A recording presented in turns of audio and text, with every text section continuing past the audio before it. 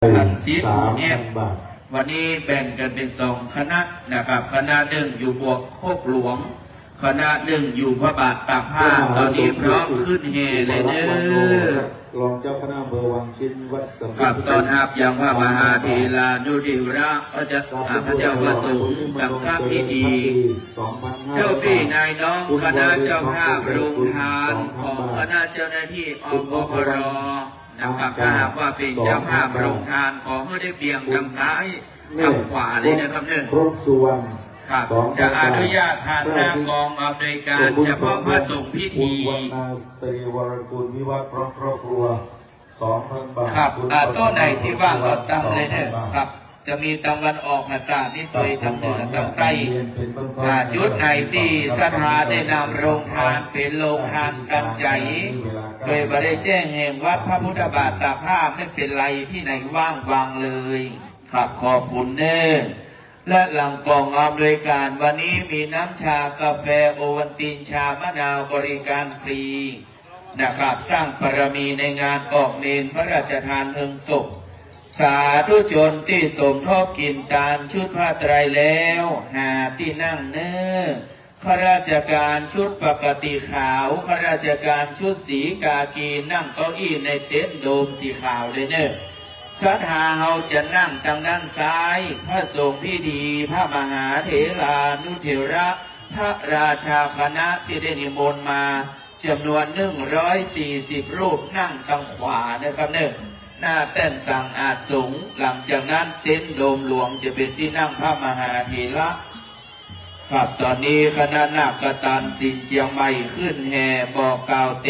วพุทธเอิญเทวดาไวยสายังจิตวิญญาณปรมีคุณศีลคุณธรรมแห่งหลวงปู่ท่านเจ้าคุณพระสุวรรณยานมหาเถระ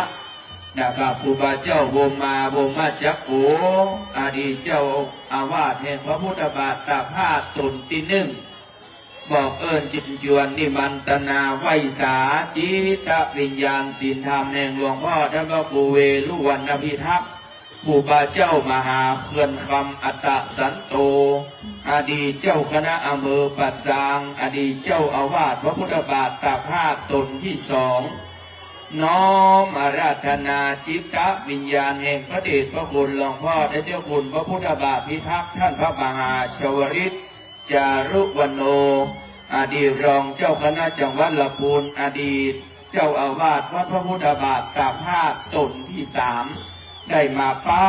ตาอนุโมทนาเนื้อครับเนื้อตอนนี้คณะนักกตันขึ้นแห่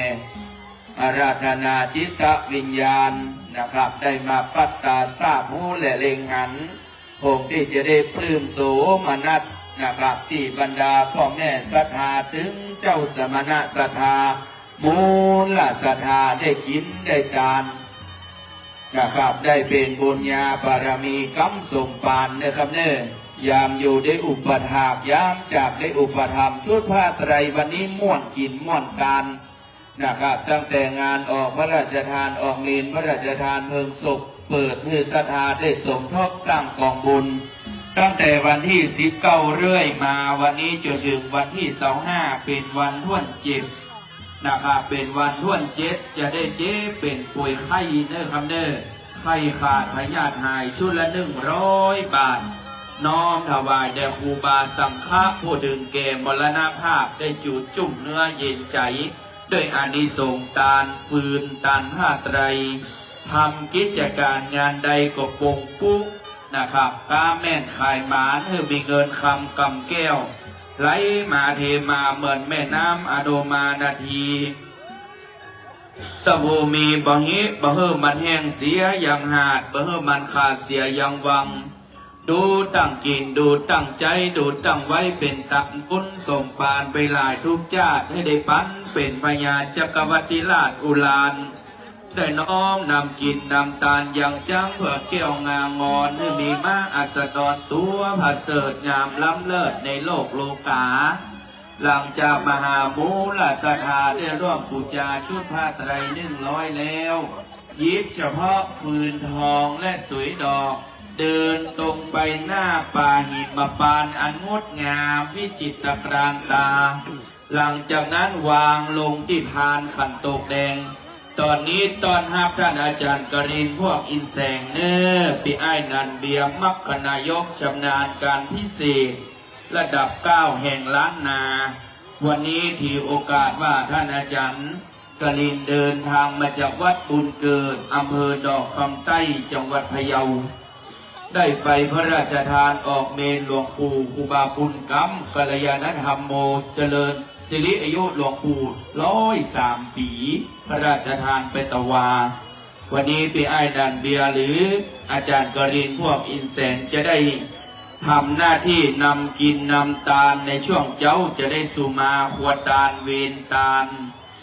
นะครับจะได้เป็นศาสนาพิธีกรในพิธีออกเมนพระราชทานเพลิงศพเพราะว่าท่านอาจารย์ช่ำชองและชำนาญการถ้าหากว่าเติงสมัยการเวลาไหนช่วงใดขอท่านอาจารย์ได้แทรกเสียงขึ้นเลยนะครับเด้อวันนี้เสียงทั้งเครื่องเสียงจะมีอยู่2 ชุดใหญ่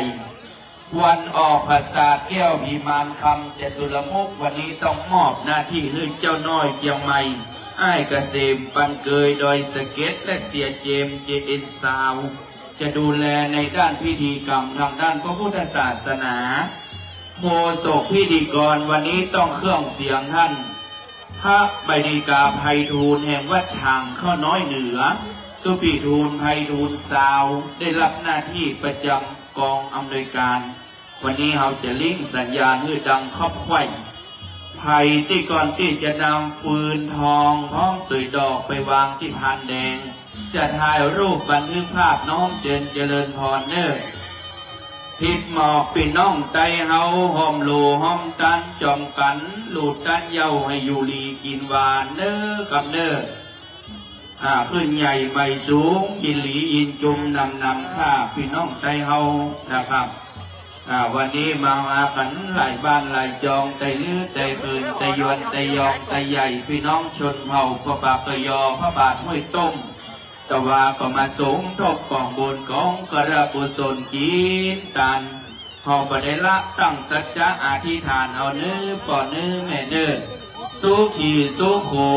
นะโมพุทธายะป้าใจสปะติพ่อแม่พี่น้องได้ถวายไว้เป็นการในงานออกเมนพระราชทานเพลิงศพอุทิศถวายหลวงพ่อได้เจ้าคุณพระพุทธบาทพิทักษ์ท่านพระมหาชวริตจารุกวันโนปรริยนธรรม4 ประโยคสกุลเดิมหลวงพ่ออินตละนอเนื้อเจ้าไข่บ้านขันหอมตำบลแม่เจดีเวียงป่าเป้าเจียงไฮ้ขอให้เตจักที่พ่อแม่เจ้าทั้งหลายได้อธิษฐานบุญกินบุญทานที่ทำไว้นี่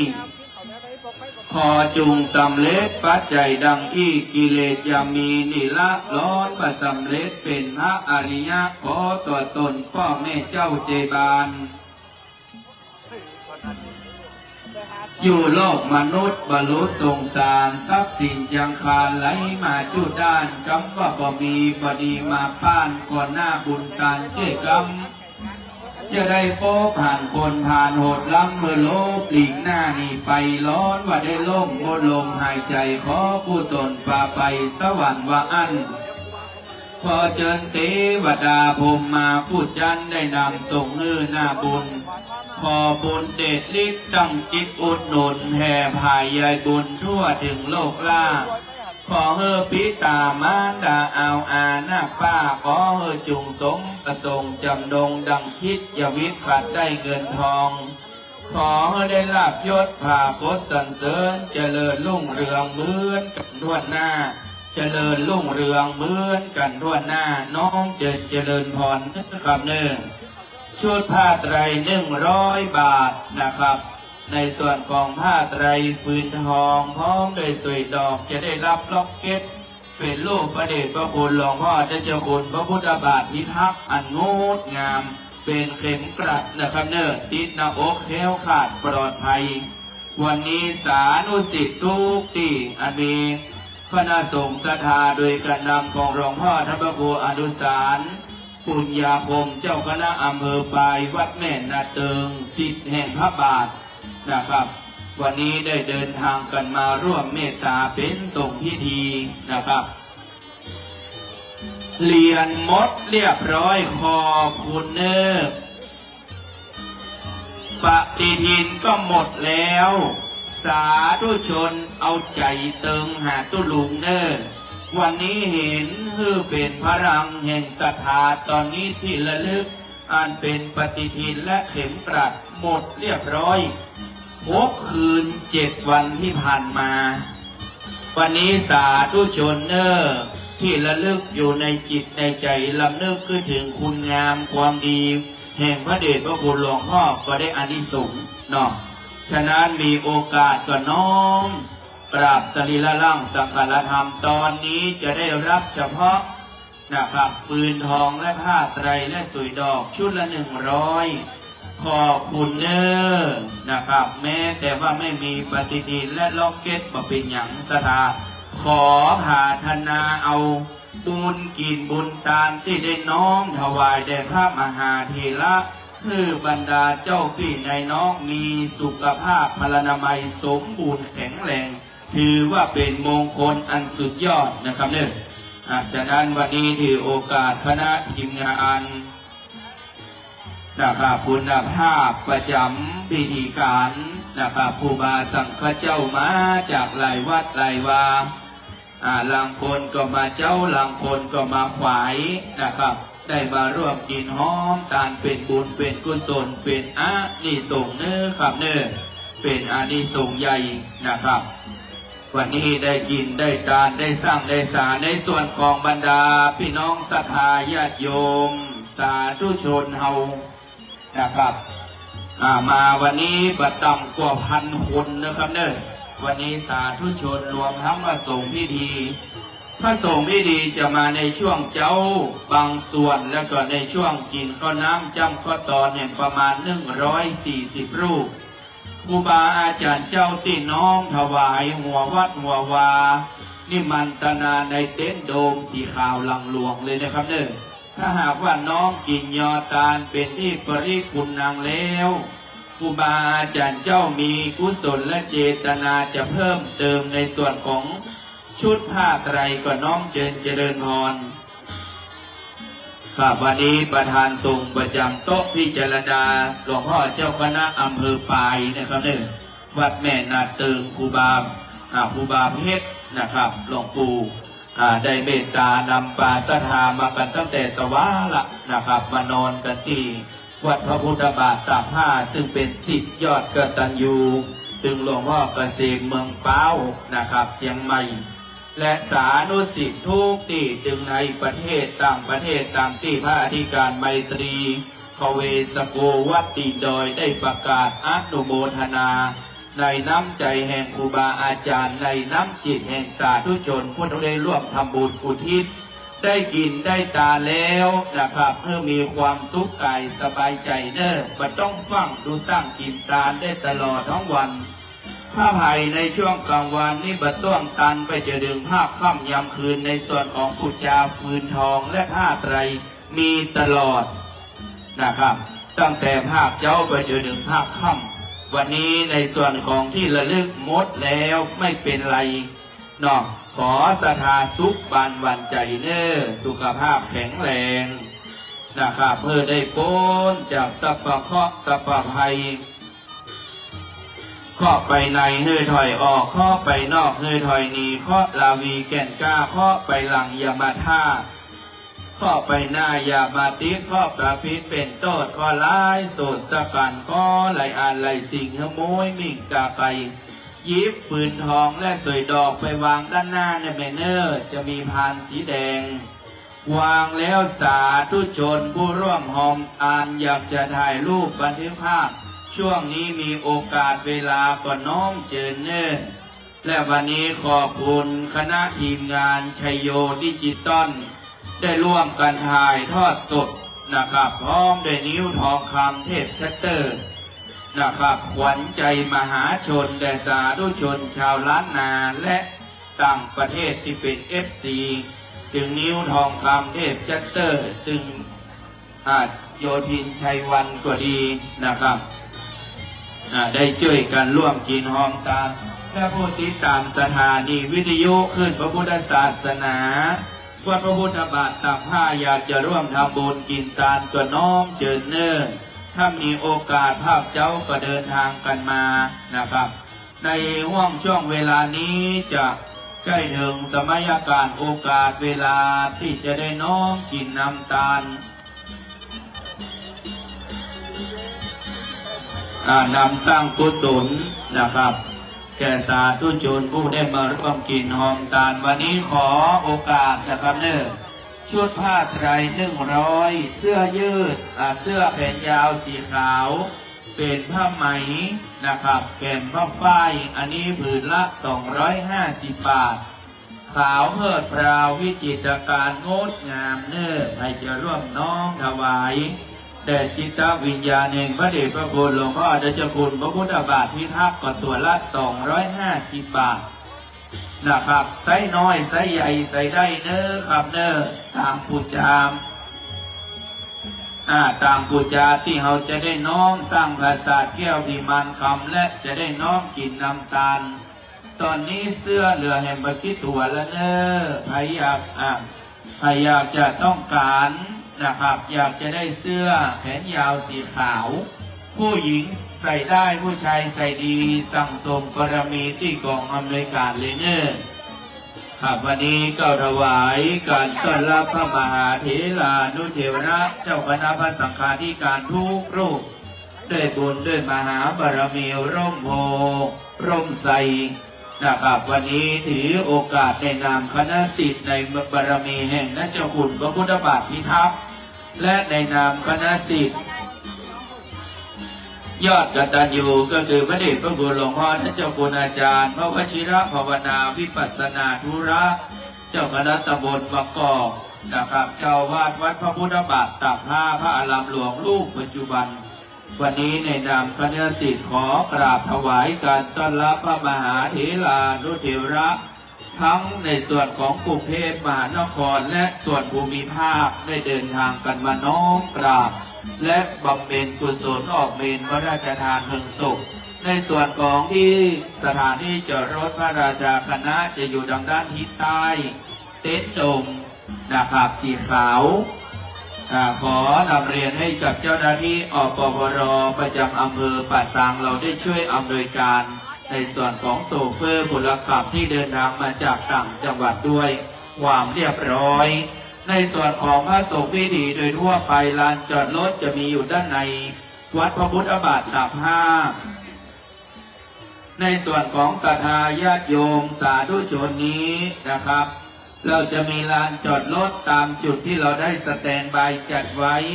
ฉะนั้นขอเจ้าหน้าที่ได้ดูแลการด้านจราจรด้วยนะครับศรัทธาญาติโยมสาธุชนที่เดินทางผ่านหน้ากองอำนวยการนะครับไปที่ลานพิธีขออีพ่ออีแม่เฮาได้เลี้ยวซ้ายและขวาด้วยเพื่อความปลอดภัยและความสบายใจในช่วงที่เฮาได้นำปืนทองไปต้องหอมบุญวันนี้เป็นบุญเป็นพลังแห่งศรัทธาถ่ายรูปบันทึกภาพเรียบร้อยหาเก้าอี้ที่นั่งเพื่อให้เกิดความงดงามนะครับใครที่ได้ร่วมทำบุญแล้วนะครับมาถ่ายรูปบันทึกภาพเป็นอนุสรณ์คุณงามความดีถวายแด่บารมีธรรมแห่งพระเดชพระคุณหลวงพ่อท่านเจ้าคุณพระพุทธบาทพิทักษ์โซเฟอร์คนขับรถพระสงฆ์สังฆาพิธีเอาตู้เจ้าพระสงฆ์ลงที่บริเวณลานพิธีแล้วเอาไปจอดในวัดเลยการว่าไปจอดในวัดเดี๋ยวครูบาอาจารย์จะติวไก่นะครับฉะนั้นข้าราชการที่เดินทางนะครับมาร่วมพิธีออกเมนพระราชทานเพลิงศพถ่ายรูปเรียบร้อยเจริญพรเชิญนั่ง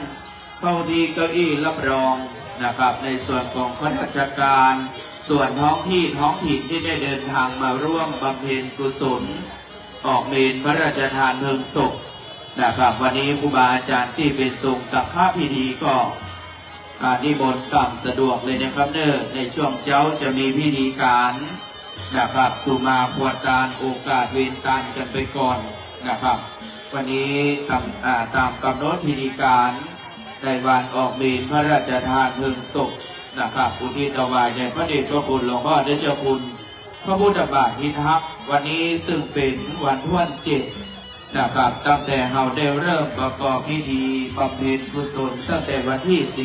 19นะครับเรื่อยมาจนถึงวันที่25มกราคมปีพุทธศักราช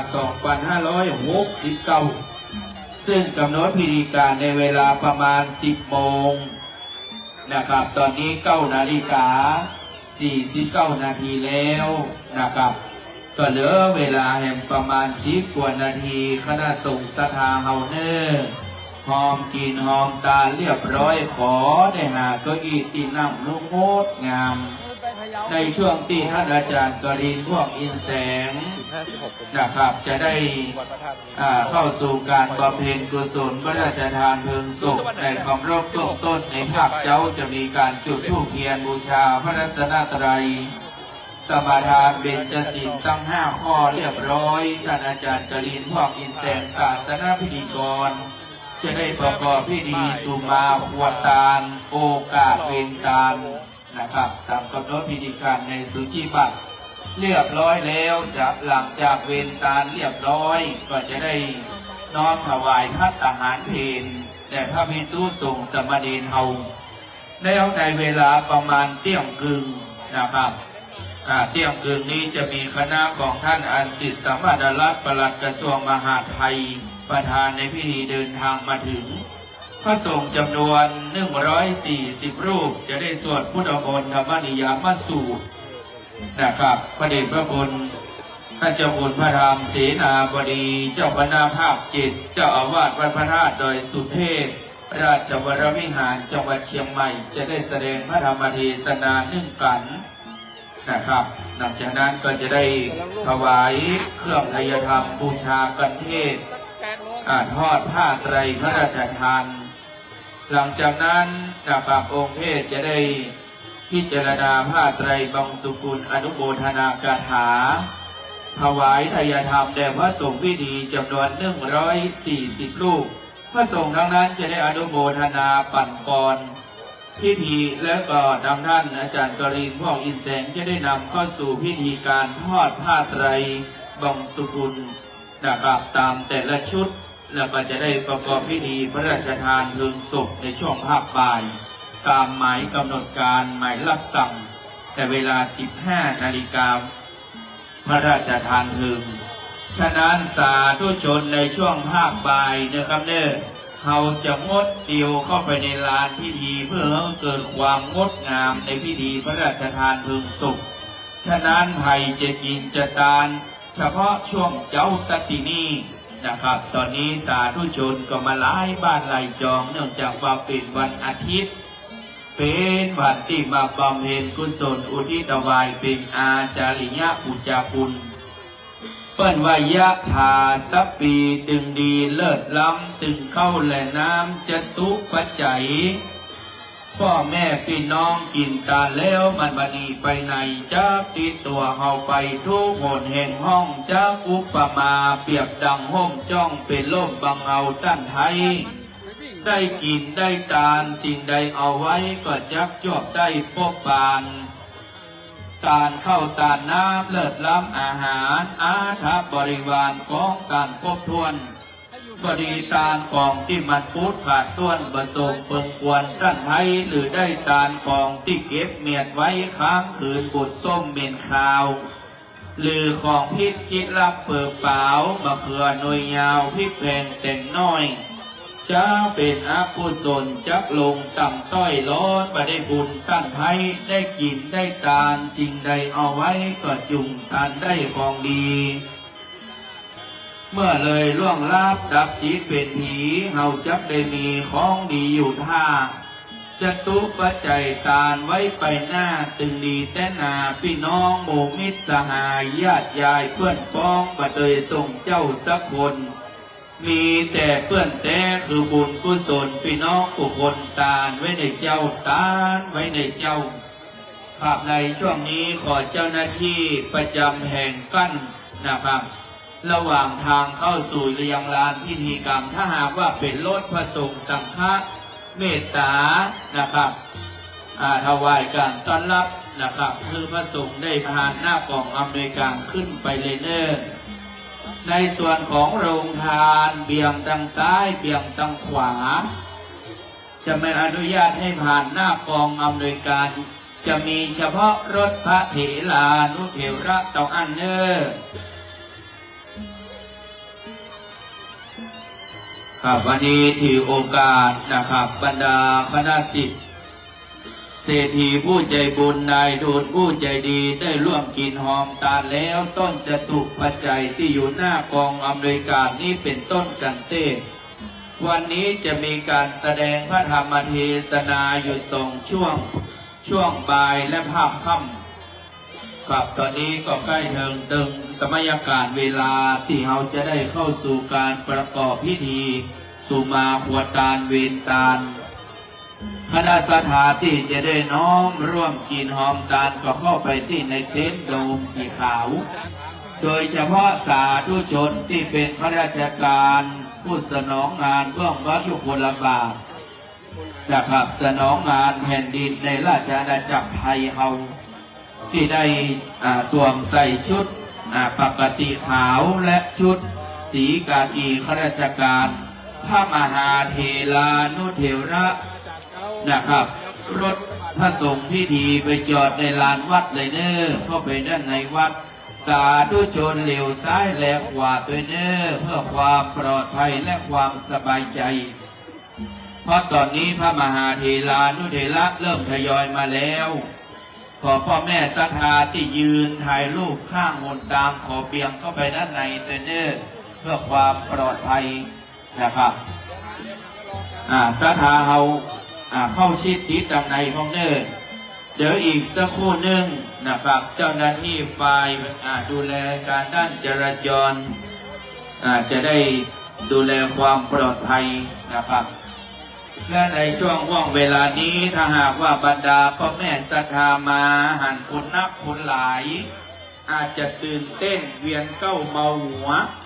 ลางคนกระสีว่าจะเป็นความดันขึ้นเป็นจุดคัดกรองอสม.จะอยู่ที่ป้ายวัดพระพุทธบาทตากผ้าฮันเนอร์วันนี้ขอบคุณคุณหมอขอบคุณเจ้าหน้าที่อสม.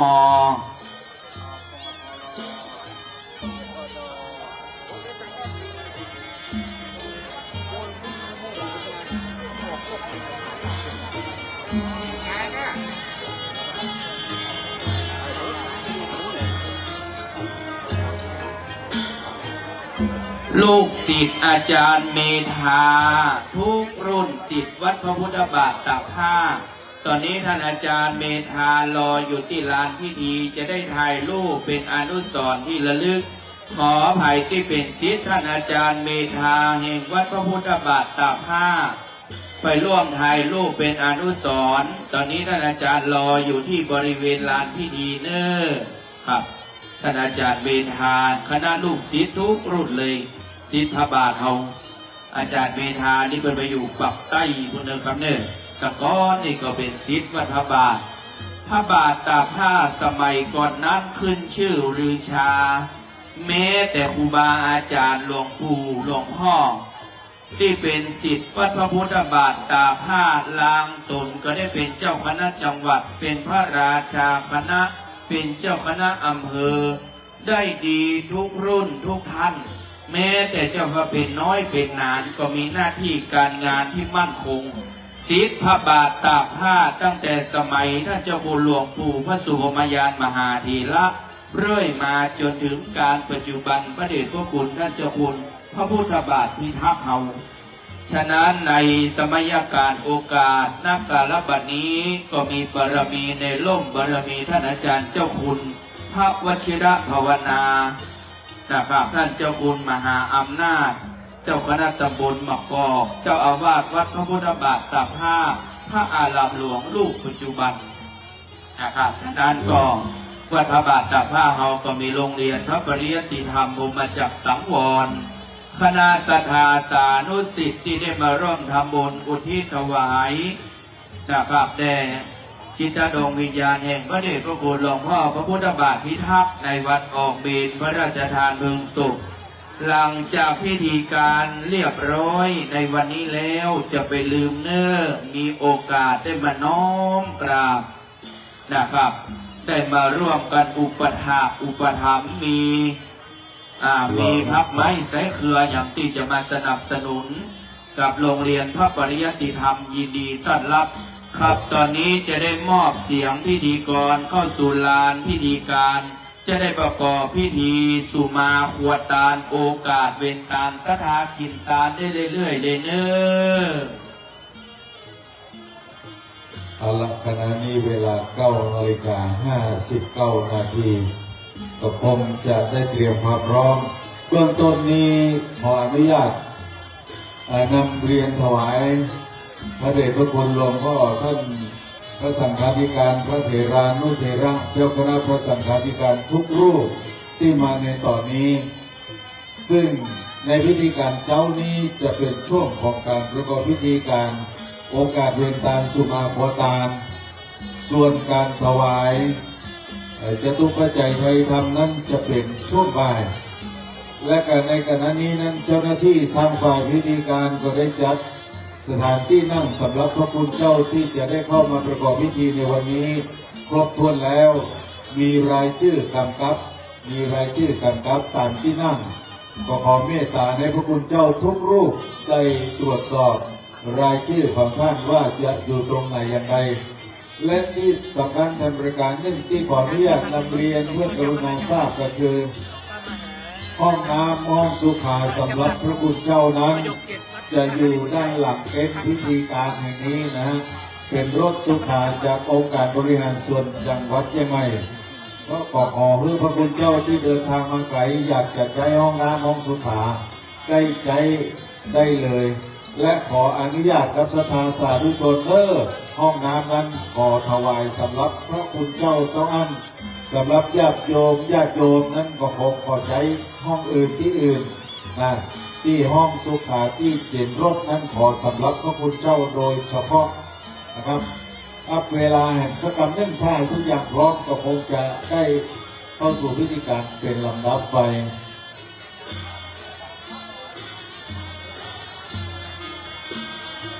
ครับขณะนี้นะครับสถานสาธุชนพุทธบริษัทเจ้าข้าแม่เข้ามาทางในเด้อ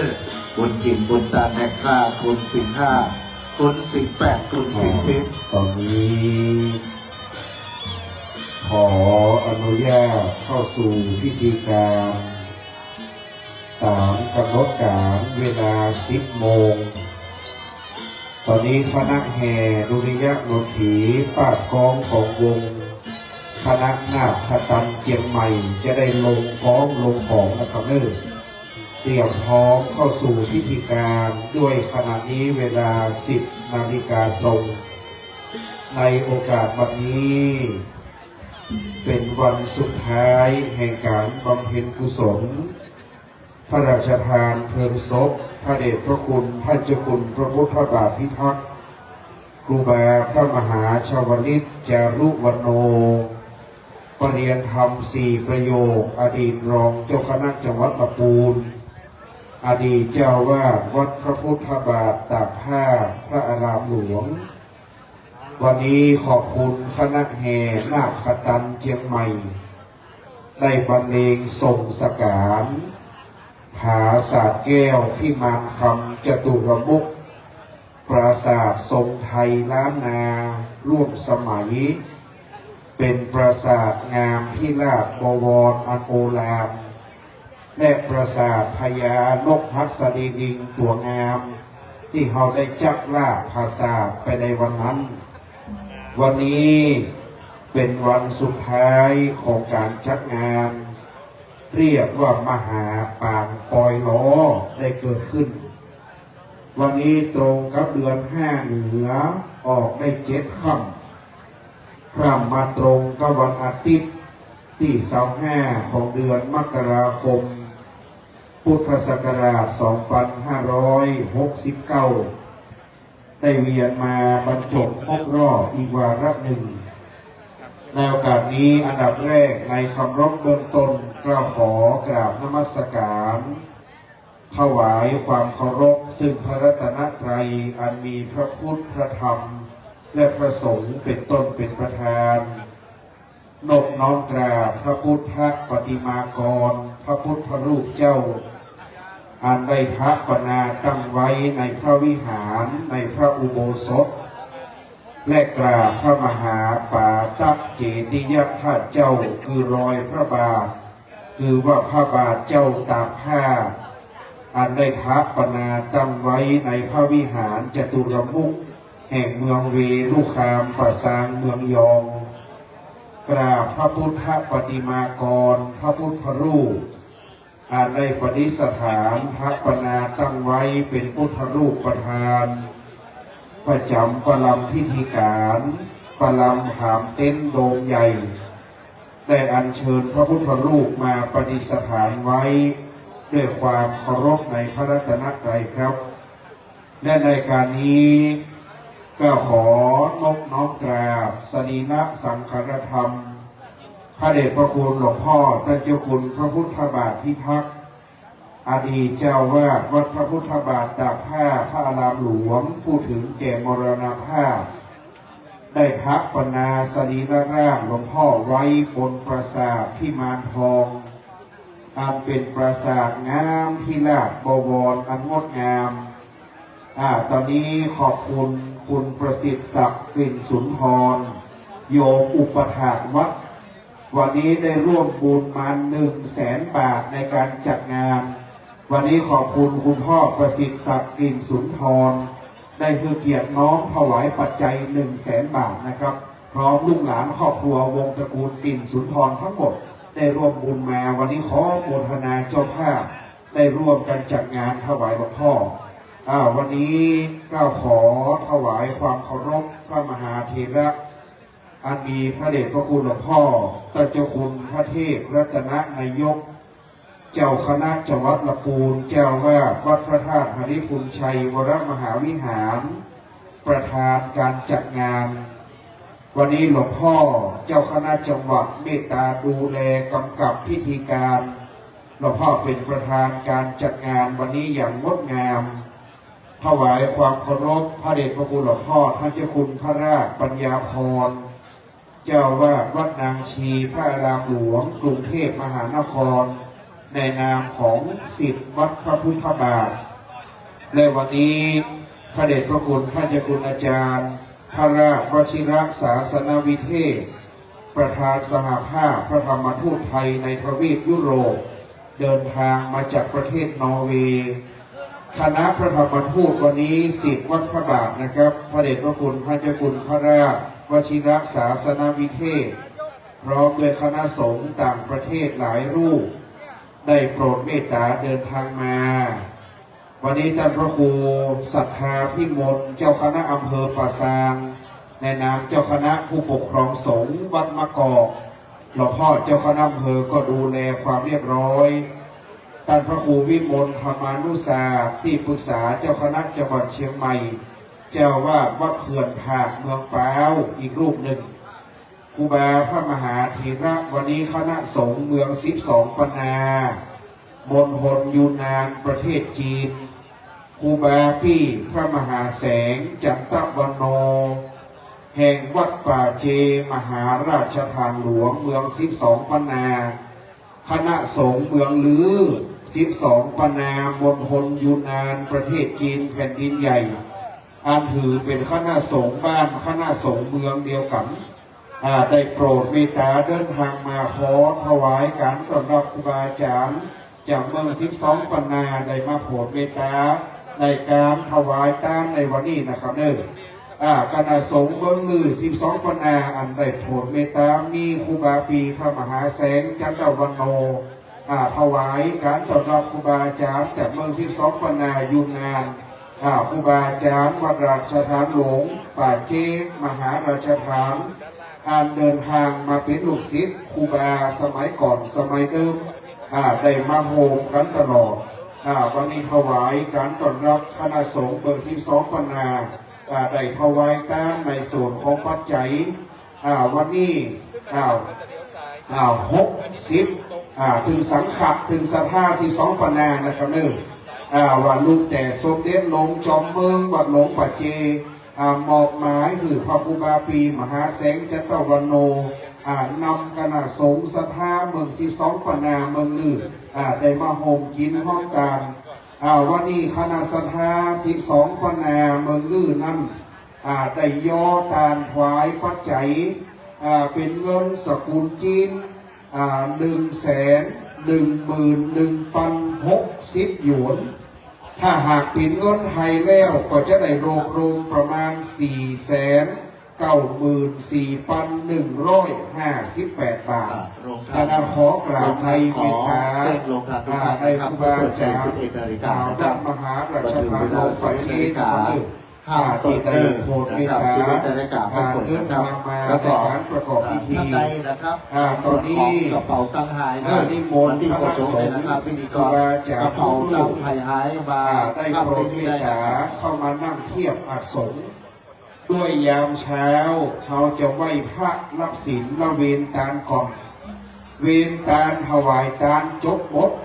หลวงพ่อเจ้าคณะจังหวัดจะนำสวดถวายพรพระและเราจะถวายมักตะกะภัตตาหารและฉันเพลไปตามลำดับแล้วก็จะได้เริ่มในเวลาเที่ยงครึ่งอีกยามหนึ่งนะครับวันนี้สาธุชนชาวพุทธเราทั้งหลายเจ้าหน้าที่เทียนชนวนเตรียมพร้อมเราจะน้อมเข้าสู่พิธีการละเน้อคณะสงฆ์อันนี้มนต์ครูบาปี้มหาแสงเข้ามานั่งกั้มนะครับเดี๋ยวเราจะเตรียมพร้อมเราจะได้จุดเทียนเป็นตัวแทนศรัทธา12 ปนา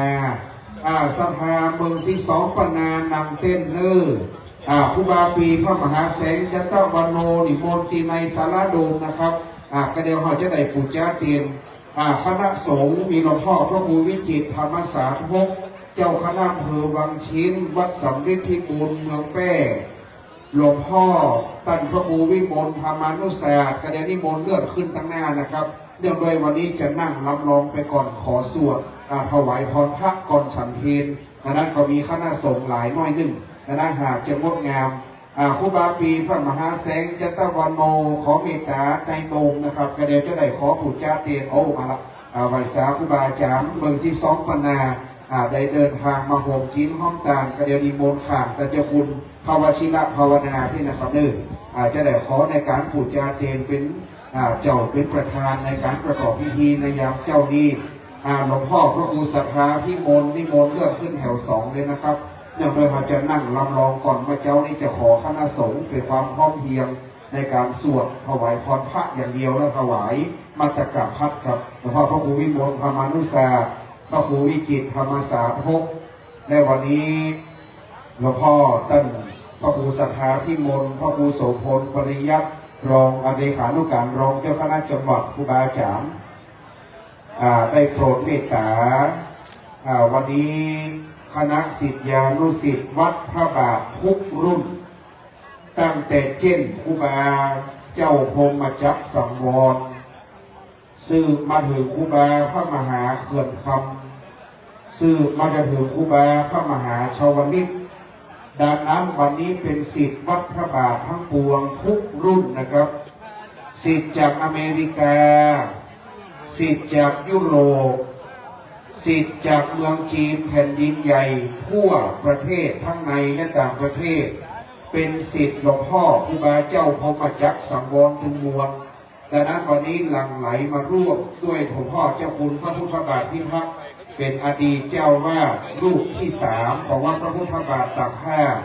ดังนั้นวันนี้นิมนต์คณะสงฆ์นิมนต์นั่งอาสงไหนก็ได้นะครับนั่งลำลองก่อนด้วยเจ้านี้เราจะสวดถวายพรพระเราจะฉันเพลแต่กระเดียวจะเวนตามให้เรียบร้อยให้ก่อนนะครับศรัทธาญาติโยมเตรียมพร้อมตอนนี้ถวายการต้อนรับพระเดชพระคุณหลวงพ่อท่านเจ้าคุณพระเทพปริยัติที่ปรึกษาเจ้าคณะภาค7เจ้าวาดวัด7ยอดพระอารามหลวงได้โปรดเมตตาเดินทางมาถวายการต้อนรับหลวงพ่อได้เมตตานั่งเทียบอาสงกลางลงในยามเช้านี้จะเป็นการสวดถวายพรพระและถวายมัตตกะภัตตาหารนะครับวันนี้วิยาวัจกรคุณมงคลยดินได้ต้อนรับแขกผู้มีเกียรติวันนี้ในนามของคุณมงคลยดินประธานวิยา ประธานกรรมการได้เป็นฝ่ายต้อนรับสิทธิ์วัดพระบาทก็มอบหมายแด่คุณพ่อมงคลยรินได้ต้อนรับขับสู้ในนามของเจ้าภาพวันนี้ถวายการต้อนรับหลวงพ่อพระเทพปริยัติที่ปรึกษาเจ้าคณะภาคเจ็ดวัดเจ็ดยอดพระรามหลวงเมตตาเดินทางมานะครับสภาญาติโยมครูบาอาจารย์พระสังฆเจ้าเมตตาเดินทางมาตอนนี้หลวงพ่อพระครูพุทธิธรรมสุนทรรองเจ้าคณะอำเภอนี้ครูบาหลวงวัดแม่ตื่นตนเมตตาอีกรูปหนึ่งท่านอาจารย์พระมหาพร้อมพงศ์อีกรูปหนึ่งก็มาละถวายการต้อนรับด้วยความเคารพหลวงพ่อเจ็ดยอดอาจจะได้นั่งอาสงด้านหน้าอาสงกลางเนื่องด้วยมีพรรษาอยู่การสูงสุดกว่าคณะสงฆ์ทั้งปวงวันนี้ครูบาปีพระมหาเสงจันตวันโนได้นำคณะพระสังฆอุปาสกอุปาสิกาบอกไม่ออกเบิ่ง12 ปนาศรัทธาวัดป่าเจมหาราชฐานเมืองลื่นได้มาห้องกินห้องตามตุปีพระมหาแสงครูบาเจ้ามหาแสงนั่นยามเมื่อสมัยแต่เจ้าคุณพระพุทธบาทตากผ้ายังดำรงขาดขันอยู่ไปมาหาสู่ละปูน12 ปนาเมืองจีนอยู่ก็ขาดวันนี้ได้นำปัจจัย100,000 กว่าหยวนคิดเป็นเงินไทย400,000 กว่าบาทได้ย่อยืนตามถวายหรือเป็นตามดังนั้นวันนี้กล่าวกับผมในนามพิธีกรอาจารย์ขอกราบในเมตตาคณะพระสังฆะเมือง12 ปนาเมืองลื่นเราแล้วก็คณะสภาอุปาสกะอุปาสิกาได้หันครูบาปีพระมหาเสงมาก็ดีใจนะครับเนี่ยแต่เจ้าคุณพระวชิรภาวนาก็ว่าเวลาไป12 ปนาเอากันปิ้นปีปิ้นน้องไปมาหาสู่กันไป12 ปนาอยู่ก็ขาดได้ดูแลกันตลอดดังนั้นวันหน้าวันตาพิธีกรจังจะไปด้วยในหลวงพ่อครูบาหนึ่งเมื่อ12 ปนาจองกันนี่ครูบาอาจารย์ในเมตตาตอนนี้หลวงพ่อท่านเจ้าคุณพระเทพปริยัติที่ปรึกษาเจ้าคณะภาค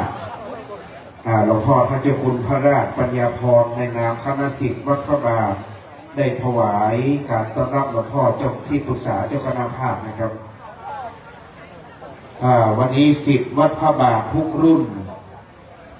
แต่ครูบาเจ้าพรหมจักรสังวรรุ่นแต่พระครูเวลุวันพิทักษ์ครูบาพระมหาเขื่อนคำรุ่นท่านเจ้าคุณพระพุทธบาทพิทักษ์ครูบาพระมหาชวลิตแล้วก็มารุ่นพระมหาอำนาจท่านเจ้าคุณพระวชิรภาวนารูปปัจจุบันดังนั้นบัดนี้ถือว่าเป็นความสามัคคีของศิษย์วัดพระบาททุกรุ่นนะครับวันนี้ได้เดินทางมาร่วมกันในการสร้างบุญกุศลได้เกิดขึ้นก็เดี๋ยวรอหลวงพ่อขึ้นนั่งเขาจะปูจาเตรียมนั่นนะครับนี่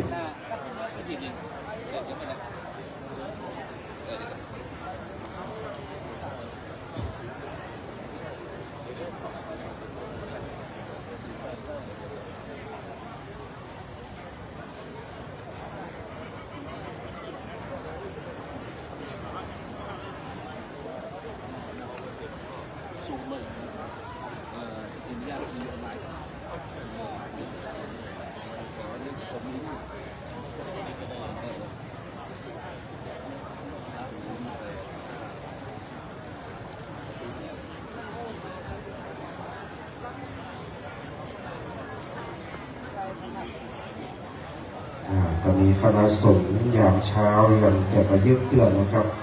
ประมาณ10-20 รูปเอาตามที่มาถึงก่อนตอนบ่าย140 รูปโอเคครับนี่จะได้เอาปอนมาพ่อมาชันเพลงมาโอเคสุดยอดครับได้ครับ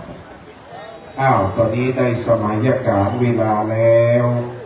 ตอนนี้ถวายการต้อนรับพระเดชพระคุณท่านเจ้าคุณอาจารย์พระวิสุทธิวัชราภรณ์ท่านเจ้าคุณอาจารย์ขาวรองเจ้าคณะอำเภอแม่ริมวัดลัทธิวันพระนอนขอนตาลศักดิ์สิทธิ์คณะสงฆ์นิมนต์นั่งอาสงฆ์อันไหนก็ได้นะครับเพราะว่าเจ้าจะเป็นการนั่งลำลองไปก่อนเพราะว่าเขาจะสวดถวายพรพระก็ได้เพราะว่าจะฉันเพลดังนั้นตอนบ่ายจึงจะถวายกัปปิยพันธ์นะครับ เอาละเนาะตอนนี้หลวงพ่อเจ้าคณะจังหวัดมีเทรับบัญชา 10:15 นาทีพร้อมทุกประการบัดนี้จะเป็นการจุดธูปเทียนเครื่องนมัสการบูชาพระรัตนตรัยด้านหน้าพระพุทธปฏิมากรกล่าวขอนิมนต์พระเดชพระคุณหลวงพ่อท่านเจ้าคุณพระราชปัญญาพรเจ้าวาดวัดนางชีพระอารามหลวงกรุงเทพโปรดเมตตาจุดธูปเทียนเครื่องนมัสการบูชาพระรัตนตรัยณบัดนี้นิมนต์หลวงพ่อวัดนางชีครับสาธุชนประนมมือขึ้นนะครับสำรวมกายสำรวมวาจาสำรวมใจตั้งจิตเพื่อเป็นสมาธิบัดนี้ในร่มบารมีพระเดชพระคุณพระราชปัญญาพรเจ้าอาวาสวัดนางชีพระอารามหลวงกรุงเทพมหานครในนามของศิษย์พระเดชพระคุณหลวงปู่พระสุพรหมยานเถรหลวงปู่ครูบาเจ้าพรหมจักรสังวรศิษย์วัดพระบาททุกรุ่นศิษย์หลวงปู่ครูบาเจ้าพรหมาพระมัจจโกท่านเจ้าคุณพระราชปัญญาพร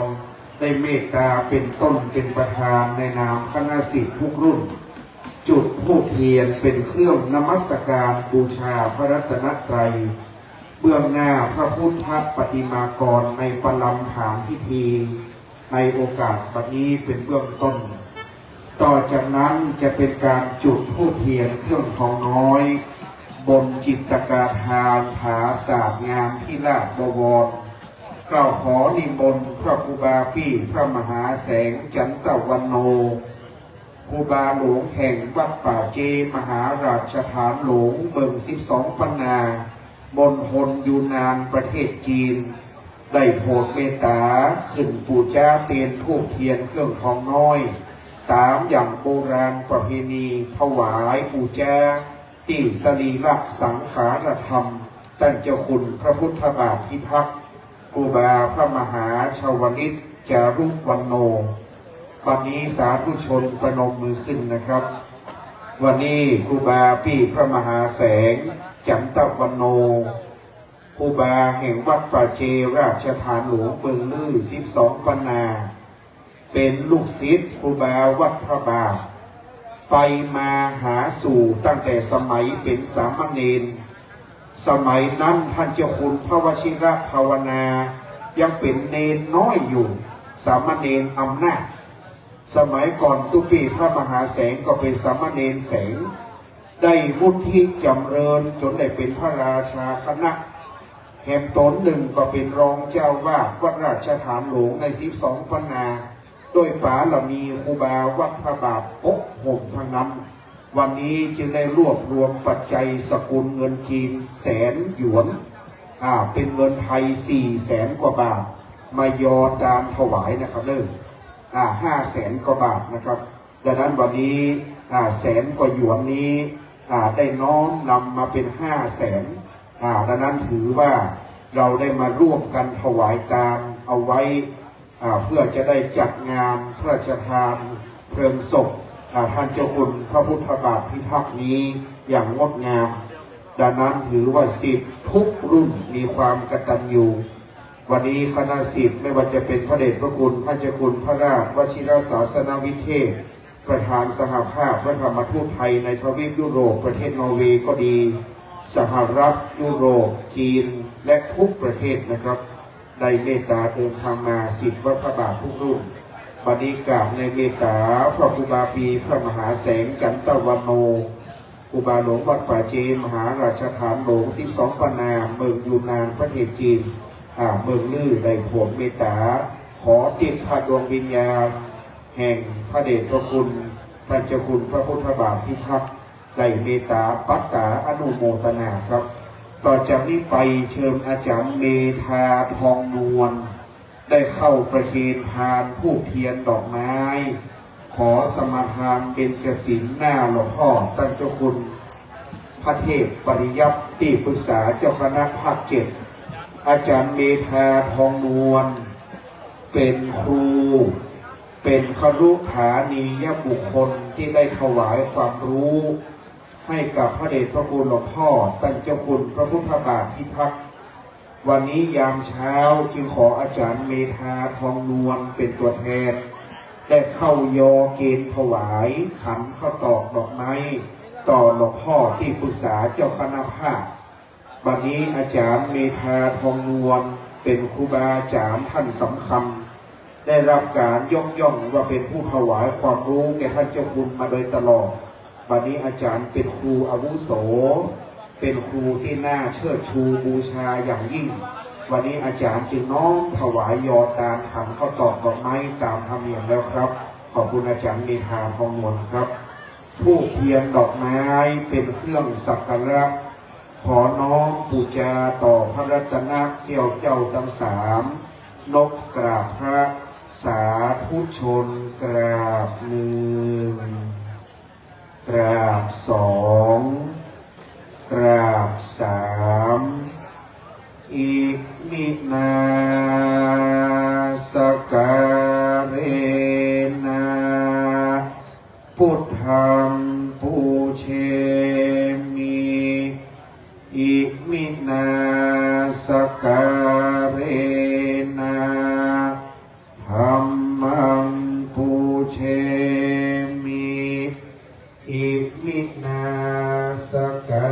รเรนะสังฆังปูเชมิอะระหังสัมมาสัมพุทโธภควาพุทธังภควันตังอภิวาเทมิสวากขาโตภควตาธัมโมธัมมังนัมมัสสามิสุปฏิปันโนภควโตสาวกสังโฆสังฆังนัมมามิมะยังพันเตวิสุงวิสุงรักขณทายาติสรเนนะสหาปัญจศีลานิยาจามา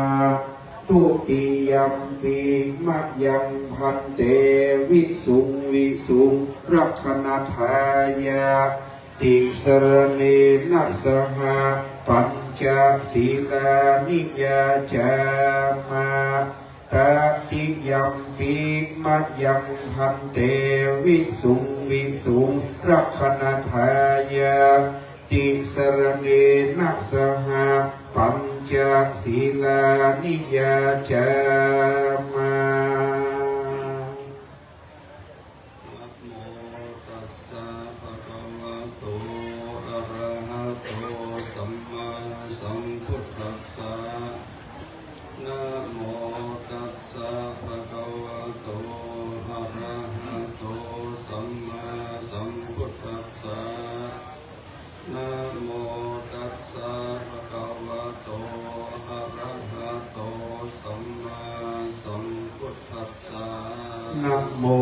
ตัสสะภะคะวะโตอะระหะโตสัมมาสัมพุทธัสสะนะโมตัสสะภะคะวะโต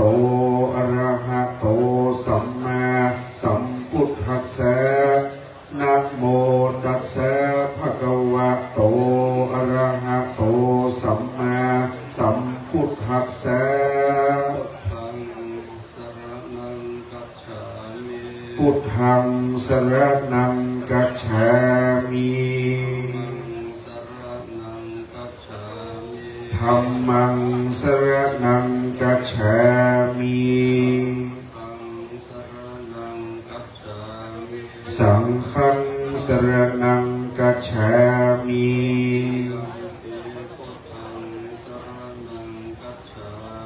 ตุติยัมปิพุทธังสรณังกัจฉามิ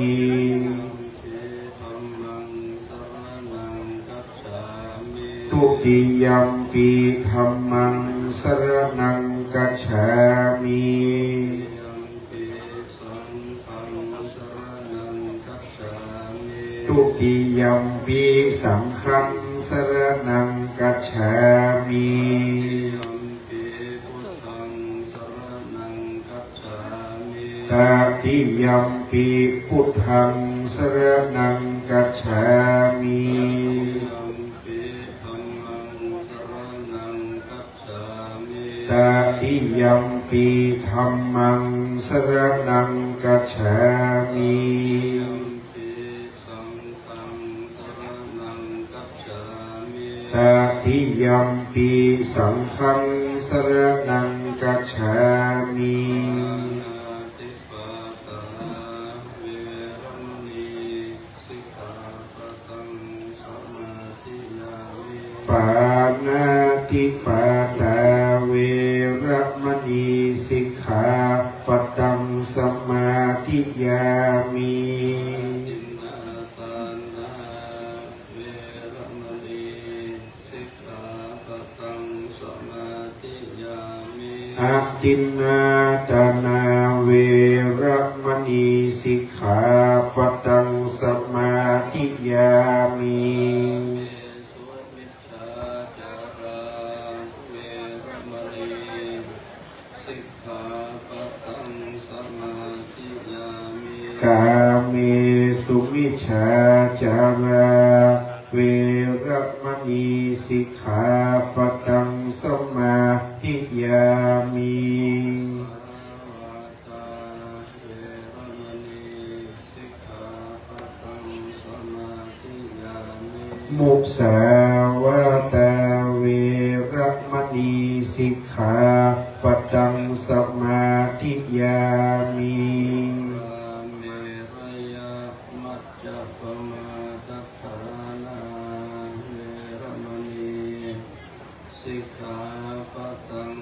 สมาธิยามิ สุราเมรยะมัจจปมาตัฏฐานาเวระมณีสิกขาปะตังสมาธิยามิ มานิปัญจสิกขาปะทานิสีเลนะสุขติยันติสีเลนะโภคสัมปทาสีเลนะนิพพุติยันติตัตมาสีลังวิโสทะยิเต สาธุสาธุสาธุนิมนต์หลวงพ่อได้เมตตานำสวดถวายพรพระและจะได้โอกาสมีตามยามเจ้านี้จะสวดถวายพรพระนิมนต์ครับ นะโมตัสสะภะคะวะโตอะระหะโตสัมมาสัมพุทธัสสะนะโมตัสสะภะคะวะโตอะระหะโตสัมมาสัมพุทธัสสะนะโมตัสสะภะคะวะโตอะระหะโตสัมมาสัมพุทธัสสะอิติปิโสภะคะวะอะระหังสัมมาสัมพุทโธวิชชาจารานะสัมปันโนโลกาเวโตอนุตตโรปุริสธรรมสารานิสันวมนุสานังพุทโธภะคะวะเตสวากาโตกะธัมโมสันนิติโกอาคาลิโกเอหิปัสสิปัญญายโกมัจจตังเวทิตาโพวินโยอิติสุปฏิสวากาสังโฆโอจุปฏิปันโนภะคะวะวากาสังโฆยายามปฏิปันโนภะคะวะวากาสังโฆสัมมิจิปฏิปันโนโตสาวกสังโฆยติทะเลภูริสายุคาเลอัตถาภูคานาเอสะภะคะวะโตสาวกสังโฆอาโยปะหุนายโยตะกินายโยอัญชลี เขตังโลกัสสะติสัมมังเป็นเนเมกัสสะโวตันตังหิเมกัลลังโอเกตังโคราสะลังกานาเทกามาเวเตนาเทกวามุนินโตสังฆวันโตเตกายมังคลามิกัมมังเวโยเจตาสัมปาราติโกลัมปันนาลาวะกัมมังอันดายาคังคันติสุนันตเวเทนามุนินโตตันเดชะสะภาวะโตเตกายมังคลามิ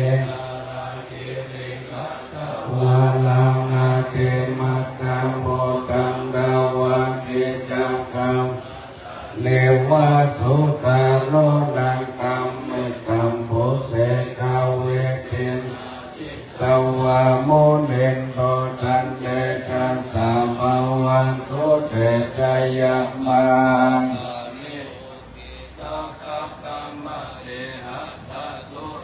โรนังตังดาวันเตโยจันทปัตตังทุลิมมาลาวันตังเอเกนเจตวะมุนินโตตันเตจัสสะภาวะโตเตจายามลานิกัตตามุตตังลังเยวะคัพพินิยาจินจายาทุตวะจันนังกายมัจเจสันเตนะโสมวิเทนะ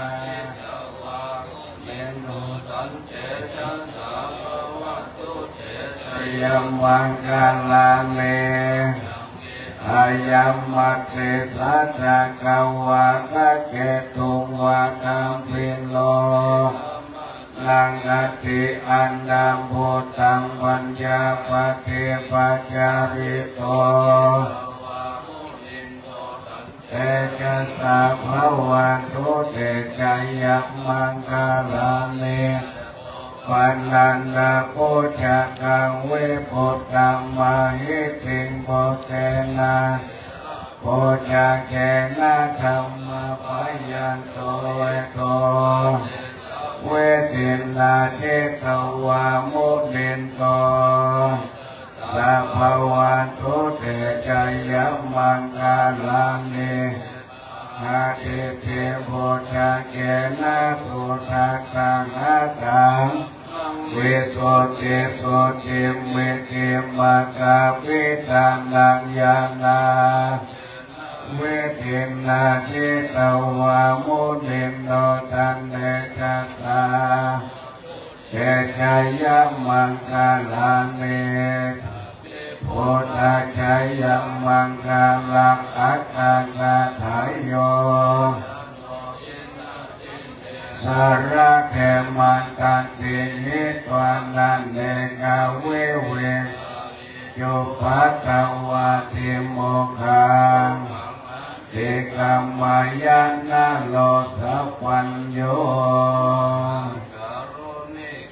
นาโทหิตายาสัมมาปานินาปารามิสัพพะปัตโตสัมโพธิมุตตัมมังเอเตนะสัจจานาตุเตจายมังคลาปิยาโมเลสักกายานันนันเดวะตันโนเอวังตวังโอหิจายาสุจายามังคเลอปัลลาเทลังเกสิเสปันดาเวปุคาเลอาภิเสเกสัมกาลังอากัปปัตโตพัมโมตติสุนักตังสุมังคลังตังโสโหติตังสุขันโนสุโมโหโตจะโสเยตังรัมเรโสวัตตะขินังกายกัมมังวาจากัมมังวัตตะขินม ปันโนกัมมังวานิทิเตมาตาคินลานาเนกัตวานาราพันตาเถปัตตาคินเลโตสัพพะเทวตาสัพพะพุทธานุภาเวนัสสตาวันตุเถภวันตุสัพพมังคลังรักขันตุสัมปัน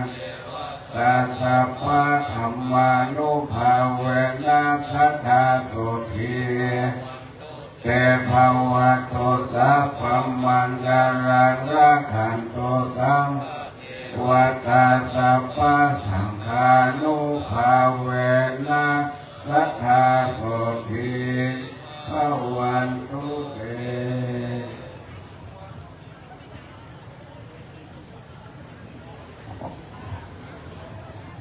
คณะสงฆ์อันมีหลวงพ่อท่านเจ้าคุณพระเทพปริยัติที่ปรึกษาเจ้าคณะภาคเจ็ดวัดเจ็ดยอดพระเดชพระคุณพระเทพรัตนนายกเจ้าคณะจังหวัดลำพูนและท่านเจ้าคุณพระสุมนศาสนกิจเจ้าคณะจังหวัดแม่ฮ่องสอนวัดพระธาตุดอยกองมูพร้อมด้วยท่านเจ้าคุณพระวิสุทธิวัชราภรณ์กองเมตตานำคณะสงฆ์ทุกรูปสวดถวายพรพระแล้วครับต่อจากนี้ไปจะเป็นการสู่มาควตาและโอกาสเวียนตาตามประเพณีโบราณแต่ล้านนาบ้านเฮาเชียงใหม่ลำพูนนั้นกินใหญ่ตามหลวงโดยเฉพาะการปล่อยล้อต้องมีการสู่มาควตาและโอกาสเวียนตาบ่ฮื้อได้ขาดท่านเจ้าคุณพระวชิระภาวนาเล็งเห็นความสำคัญเป็นอย่างยิ่งจึงเพื่อมีการสู่มาควตาและเวียนตาเพื่อถูกต้องตามโบราณเจ้าหน้าที่ยอขำเข้าตอกดอกไม้น้ำขมิ้นส้มปล่อยนะครับตอนนี้พ่อหลวงนารินทร์เป็นคนยอขำในนามของผู้ใหญ่บ้านแต่ได้ช่วยกันกึดกินกึดตามมาหลายมือหลายวันพ่อหลวงนั่งโยกขำนี่เลยอีตังโนสัพพวะทุปุจจุปการนาวิเศษสัตตานังวรันตักขินายากายะตัวเลวะจิตตัวเลมโนตัวเลสันจินจามพมาเตนาวาสันจินจาพมาเตนาวากายกัมเม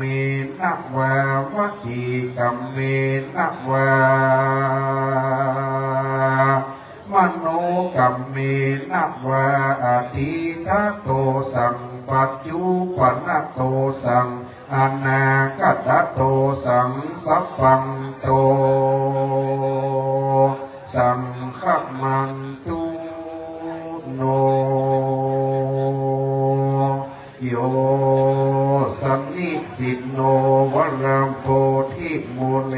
มาลังสเสนังมหันติงวิจัยโย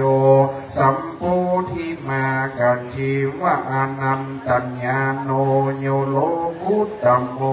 ตังปนามามิพุทธังตังปนามามิธัมมังตังปนามามิสังฆังสุรนันตุโพนโตเทวสังฆาโยดูแลฟังราเทพกานานามวลหมู่อันสถิตอยู่กูวิมานจุมจะฟังเสียงแสงกล่าวหูอันขาดยักเปล่าประวัติกล่าวของตามตังเทวดาตนอันรักษาขันธ์พักสันดานสัทธายุภูรักษากูหอเรือนรักษาปีเดือนวันยามตั้งเทวดาตนอันรักษาไรนากรรมมาเขตพัดเทศบ้านเมืองฝ่ายรักษาเจนบ้านเจนเมืองตั้งพรหมเทวดารุกขเทวดาอากาศเทวดาพระพัตตา เทวดาลูกกาจาดใสสลีตุหาวกมณีเมฆลาเจิญเทวดาติเตตน้อมนิ้วเนตรโมตนา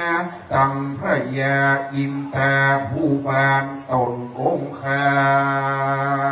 น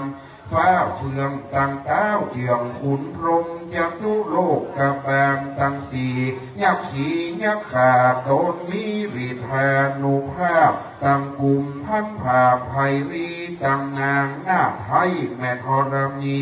สนีกุตาอมาตตนจำบุญและตนจำบาปตนจำน้ำหยาบหมายการตั้งพระยามานตนใจหานหาดหาวติบเต็บเต้าไปบนมนอากาศไปไกลว่าธรณีเทวดาอัมรักษาวัดพระพุทธบาทตักพาและรักษาป่าตะรอยพระบาทเจ้าตักพา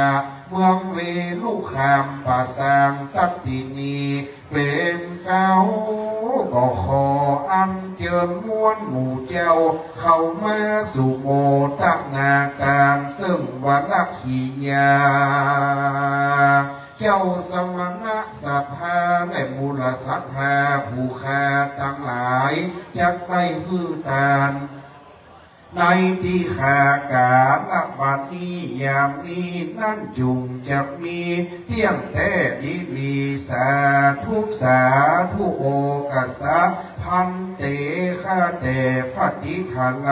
รัตนพันแผ่วพระเกศเจ้าทั้งสามประการหมายมีองค์สมเด็จพระสัมมาสัมพุทธเจ้าเป็นเก้าเป็นประธานพร้อมด้วยพระสัทธรรมเจ้าและพระสังฆเจ้าอันว่าแก้วตั้งสามนี่นานเลยผาสืบกว่าแก้วรัตนาใดๆในโลกาอันว่าผู้ค้าทั้งหลายอะหังวันตามิสิราสาก็ไวด้วยหัวเมแห่งข้าพเจ้าทั้งหลายในที่ขาการลับบัดนี้นาก็บังเกิดใดไม่มีเจ้าสมณะศรัทธาและมูลศรัทธาผู้ค้าทั้งหลายตั้งไปในและไปนอกไปในหมายมีพระเดชพระคุณหลวงพ่อท่านเจ้าคุณพระเทพรัตนนายกเจ้าคณะจังหวัดลำพูนเจ้าอาวาสวัดพระธาตุหริพุนใจวรมหาวิหารพระเดชพระคุณท่านเจ้าคุณพระราชปัญญาพรวัดนางชีพระอารามหลวงกรุงเทพพระเดชพระคุณท่านเจ้าคุณพระวชิระภาวนาวิปัสสนาธุระเจ้าคณะตำบลมะกอกเจ้าอาวาสวัดพระพุทธบาทตากพาท่านพระครูสัทธาพิมลเจ้าคณะอำเภอป่าซางอันเป็นเจ้าคณะผู้ปกครองสงฆ์กับจังพระเดชพระคุณพระราชวชิรศาสนวิเทศประธานสหภาพพระธรรมทูตไทยในทวีปยุโรปกับตังพระครูบาปีพระมหาแสงจันทวันโนวัดป่าเจมหาราชทานหลวงเมือง12ปันนายูนานเมืองจีนแผ่นดินใหญ่กับตังผู้ช่วยเจ้าอาวาสวัดพระพุทธบาทตากพาพระอารามหลวงจุตนจุองสามันเนนจุองโหนแห่งห้องไปนอหมายมีคณะศรัทธาอุปาสกอุปาสิกาลูกศิษย์วัดพระพุทธบาทตากพาศรัทธาทั้งในและต่างประเทศศิษย์ในครูบาเจ้าพรหมยักษ์สังวรกรรมการแก่วัดวิยาวัจกรศรัทธาตีนจองห้องวัดตั้งคนก็ตักเป็นตนเป็นประธานก็ได้มาเล็งหามยังสรีระร่างสังขารท่านเจ้าคุณพระพุทธบาทพิทักษ์พระครูบาพระมหาชาวลิตจารุวันโนอันได้มามรณภาพ สุดเสียงเขตมาลาละเพศอันเป็นคนอันเอาตนไปสู่ปรโลกไปนาวัฏโอยน้ออักอิจจา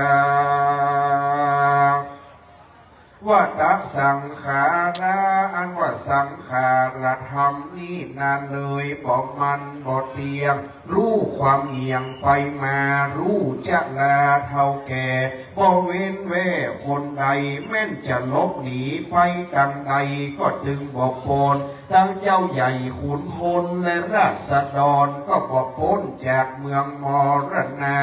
สู้พระพุทธาเตเตเธอได้รู้จากเหตุในจะลาสงสารว่าโจรใจหานโดยไล่ขามาได้พยามาจุลากลาแห่งความตายจ้างปังไปโดยไล่ยำหากมาได้ความเท่าค่ำจะลาเพียบโกเพียบกาโดยไล่มาได้เปียที่เกิดแก่ตัวสัตว์ต่างหลายบ่มีที่สบายปิงเปิ้งบ่มีที่อาสลัยสักประการต้องมีแต่นิพพานเวียงแก้วการไผ่คนใดก็ได้ไปรอดแล้วยังมหาเนรปานก็จะได้พลิกมาเกิดมากำเนิดเป็นคนอีกทางอิปัสสันตาก็มาเล็งหันยังท่านเจ้าคุณพระพุทธบาทพิทักษ์เรานี่นานามเดิมชื่อว่าชาวลิตนามสกุลอินตละเกิดมาเมื่อวันอังคารที่11 เดือนมีนาคม 2501ที่หนอเนื้อเชื้อไขบ้านขันหอมอำเภอเวียงป่าเป่าจังหวัดเชียงรายเป็นลูกของพ่ออุ้ยแสนแม่อุ้ยปวนอินตละมีพี่น้องพ่วงท้องพิตามารดาตัวกัน4 คนคนทวนหนึ่งชื่อว่าปอดตะอันเป็นอายคนเก้าก่อนน้ำสกุลอินตละคนทวน2น้องรองทัดมาได้พ่อพี่พบอินตละสืบมาชื่อก็มางามคนทวน3มาได้ตุลุงหรือหลวงพ่อคำนาชาวลิตนามสกุลอินตละเจ้าของประวัตินี้คนทวน4เป็นน้องลามาได้นางจันคำชัยกันทะต่อมาพ่ออุ้ยแสนแม่อุ้ยปวนก็ส่งตัวของท่านอาจารย์ชาวลิตเข้าปัพชาเป็นสามเณรยังวัดบางสาขันหอมเวียงป่าเป่าโดยมีพระอธิการเจ้าอธิการสุธรรมธรรมวโรวัดหนองบัวเป็นพระอุปชาได้ทำเขียนอ่านการศึกษาจนได้จบนักธรรมตรีโทเอกอันว่ามีความรู้เป็นอเนกอันนั้นแล้วนั่นตัวเมืองตัวไทยท่านอาจารย์ก็เขียนได้ครองพระวัดจบได้ปรองมีครูบาอาจารย์ดีถึงการอุปสัมปทาเป็นครับนี้ก็ได้มาฝากตัวในบารมีครูบาเจ้าพรหมยักษ์สังวรวัดพระพุทธบาทตากพายกยอขึ้นอุปสัมปทาเป็นสาธุเจ้าเมื่อปี2521นี้เล่ายังพระทักษีมาวัดพระพุทธบาทตากพาพระอารามหลวงมีพระเดชพระคุณตั้งเจ้าคุณพระสุพรหมยานเถรวิปัสสนาธุระครูบาเจ้าผมมาเป็นพระอุปชาอาจารย์เจ้ายกยอขึ้นเป็นพระภิกขุได้รับฉายาว่าจารุวันโน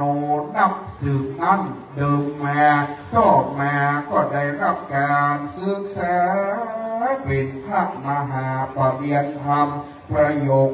1-2เลื่อนขึ้นมาประโยค3จนได้สำเร็จการศึกษาปริญญาธรรม4ประโยคสำนักเรียนวัดไตรมิตรวิทยารามกรุงเทพท่านอาจารย์มีศีลาจรวัดงามอยู่บ่ขาดจน กระทั่งสำเร็จการศึกษาพุทธศาสตร์มหาบัณฑิตกิตติมศักดิ์ของมหาวิทยาลัยมหาจุฬาลงกรณราชวิทยาลัยสืบมาได้รับการแต่งตั้งเพื่อเป็นพระอุปชฌาย์สืบมาได้รักษาการเป็นเจ้าอาวาสวัดพระพุทธบาทตากแพเป็นเจ้าอาวาสพระอารามหลวงเป็นรองเจ้าคณะอำเภอป่าแซงและเป็นเจ้าคณะอำเภอป่าแซงวาระสุดท้ายได้รับการแต่งตั้งคือเป็นรองเจ้าคณะเจ้าวัดละปูนตั้นพระคุณเจ้ามีคุณูประการหลายอย่างจนได้รับพระราชทานตั้งสมณศักดิ์เป็นพระครูสัญญาบัตรเจ้าผู้ช่วยเจ้าอาวาสพระอารามหลวงจันโทในราชทินานามตีพระครูพุทธิยานโสพลและเป็นผู้พระครูเจ้าอาวาสสืบมาจนได้รับการแต่งตั้งเพื่อเป็นพระราชาคณะในราชทินานามตีพระพุทธบาทพิทักษ์สืบศาสนาจนวาระโอกาสสุดท้ายแห่งอาการอาภาษท่านอาจารย์พระเดชพระคุณได้รับการรักษาโรคหัวใจที่โรงพยาบาลมหาราชนครเชียงใหม่สืบมาจนกระทั่งเวลาผ่านไปท่านอาจารย์ก็ได้มีอาการปกติธรรมดาและสืบมาวันที่1 กรกฎาคม 2566มีอาการแน่นหน้าอกบ่สบายตัวก็ได้นอนพักผ่อนเพื่อทำการรักษาสืบมาถึงเวลาพญามัจจุราชมาไขว่ถึงวันที่2 กรกฎาคม 2566ตรงกับวันศีลใหญ่เดือน 8เป็นท่านอาจารย์ก็ได้ละสังขารไปสิริอายุใด65 ปี 45 วรรษาวัฏโอยน้อก็มาเสียดายพระเดชพระคุณท่านเจ้าคุณพระพุทธบาทพิทักษ์ได้มามรณภาพละเผ่าพันธุ์พี่น้องวงศาได้มาละลาตั้งยาธิกาหนุ่มเทาได้มาละตั้งสวาธุเจ้าวัดพระบาทตากพาได้มาละตั้งศรัทธาเมืองเวลุขามมาละพี่ละน้องบานสาขันหอมแม่ขัดจานเวียงป่าเป่านี้เล่าไปสู่ปาลโลกไปนาได้ลาพระพุทธบาทเจ้าเวลุขามป่าแสงพระบาทตากพามาลาละสู่ปาลโลกไปนาบัดนี้ผู้ขาทั้งหลายจะได้พากันทรงสักการประกอบพิธีพระราชทานเพลิงและปงผาสาแก้วงามพิลาบวรตามบะเก่าแต่โบราณบัดนี้นาตั้งเจ้าคุณพระวชิระภาวนาวิปัสสนาธุระได้ศรัทธาได้ไปขอว่าจางนายช่างสลาผู้มีฝีมือดีวัดถักยีจังไม่สลายศสกรหนเหนือใหญ่มาเป็นภาษาโอลาเป็นที่พยาพิมานแบบเบาแปลงประสาทนกฮัดตัวใหญ่นี่เราเอาต่างสรีระสังขารวันจักลาประสาทนั่นนามาสู่ประสาทหลังใหญ่ประสาทไม่หลังงามบวรอันงามพิลาศวิจิตราเป็นประสาททรงล้านนาร่วมสมัยล้านนาไทยใหม่เก่าตามแบบเบาแต่โบราณเป็นที่พยาพิมานจตุรมุขงามสีดานเตรียมฟ้าเป็นประสาทหลังกล้าโอฬารได้สร้างหานประสาทยกขึ้นสูงงามแววยุงแบบเบาเสาพระศาสตร์นี้เราส่งขึ้นสูงมีกระจังนามุกดานาประดับตกแต่งตามปิมแปงแต่โบราณที่พยาพิมานปราสาทดูพิลาศงดงามดีหน้ามุกมีลายคำ ได้น้อมนำตกแต่งตามปูนแป้งแต่เดิมมารูปเทวดาถือดอกไม้คำเทวดานำเครื่องสูงงามแววยุงพิลาเทวดาหากประนมมือเทวดาถือดอกไม้ประดับประดาใส่ภาษาคำอันว่าเสาดำกาบสีงามงดงามตามตกแต่งตามปูนเป้งเป่งไว้ใบให้ใส่แกว่งไปมา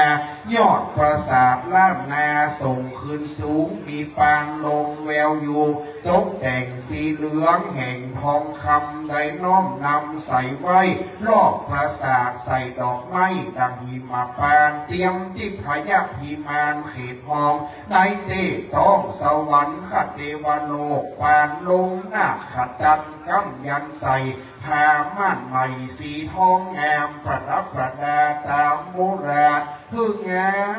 มดาดดื่นดังหอมชื่นสุขันธรสงามสวยสดได้ปรากฏสัตนานาดังหิมวันนาตกแต่งพึกษาแบ่งแปลงไว้งามแต่ปันนี้นายักได้โปมผาศาสตร์ในวันนี้นาผู้แค่ตั้งนายได้ปากันสนุงโคมควายตกแต่งตามโบราณมีข้าวตอกดอกไม้บานพร้อมโดยกปิยพันธ์สังเขตมาตกะพัตตาหารต่างหลายบัดนี้ขอถวายเป็นแตนขอ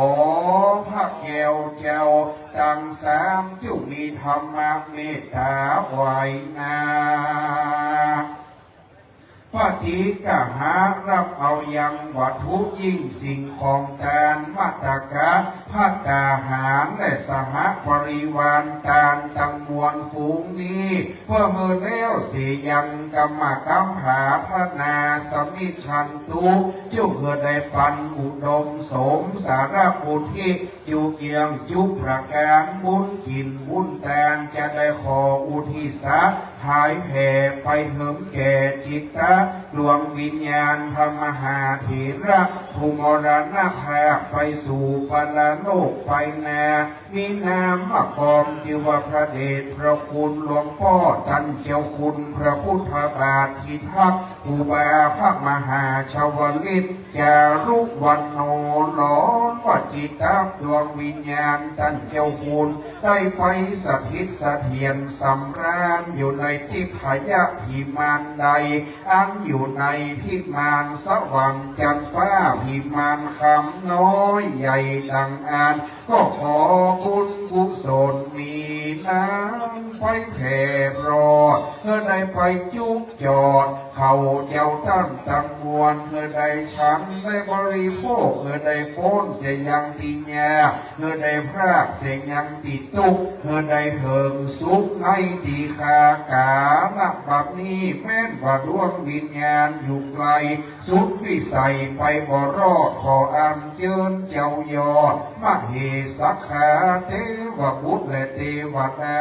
ตนมีอิทธิฤทธิแก่กล้าจุ่มนำประวัติข่าวสารการกินทานจุกจอดรอดเพิ่งเติมแก่ดวงวิญญาณไปรอดมายามเจ้าเพื่อได้กลับกลายเป็นดังจังหันคือว่าข้าบเข้าง่ายไปรอดมายามควายเพื่อได้กลับกลายเป็นดังจีว่ารับแผ่นพันพาไปรอดมายามลาเพื่อได้เป็นอาสนาที่อยู่และที่นอนไปรอดมายามตอนเพื่อได้เป็นภัตตาหารติบเข่าติบน้ำติบ10ประการเป็นอลังการอันประเสริฐเป็นรัตนามาพิมามมนเทียนทองเป็นสุวรรณเกินคำกายฟ้าคือเป็นดังมา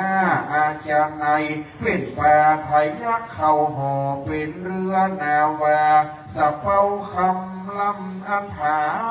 เสดใส่จิตตะดวงวิญญาณตันเจ้าคุณพระพุทธบาทพิทักษ์เมื่อเกิดในห้องฟ้าเลิศสวงสวรรค์มีอมตะนิพพานตันหัน ต่อหน้าเป็นที่แล้วอย่าได้กาดได้กล้านั่นจุงจังมีเที่ยงแท้นิลีตานังเมปริสุทธังอันว่าการคือตาเฮ่งผู้คามตั้งหลายครานี้ก็ปริสุทธิ์ยิ่งนักผู้ที่สัตตานังนิพพานังพระมังสุขังคือถึงแก่พระนิพพานธรรมเจ้าสุตินังวัตเมตานังอาสวะขยาวหังนิพพานะปัจจโยโห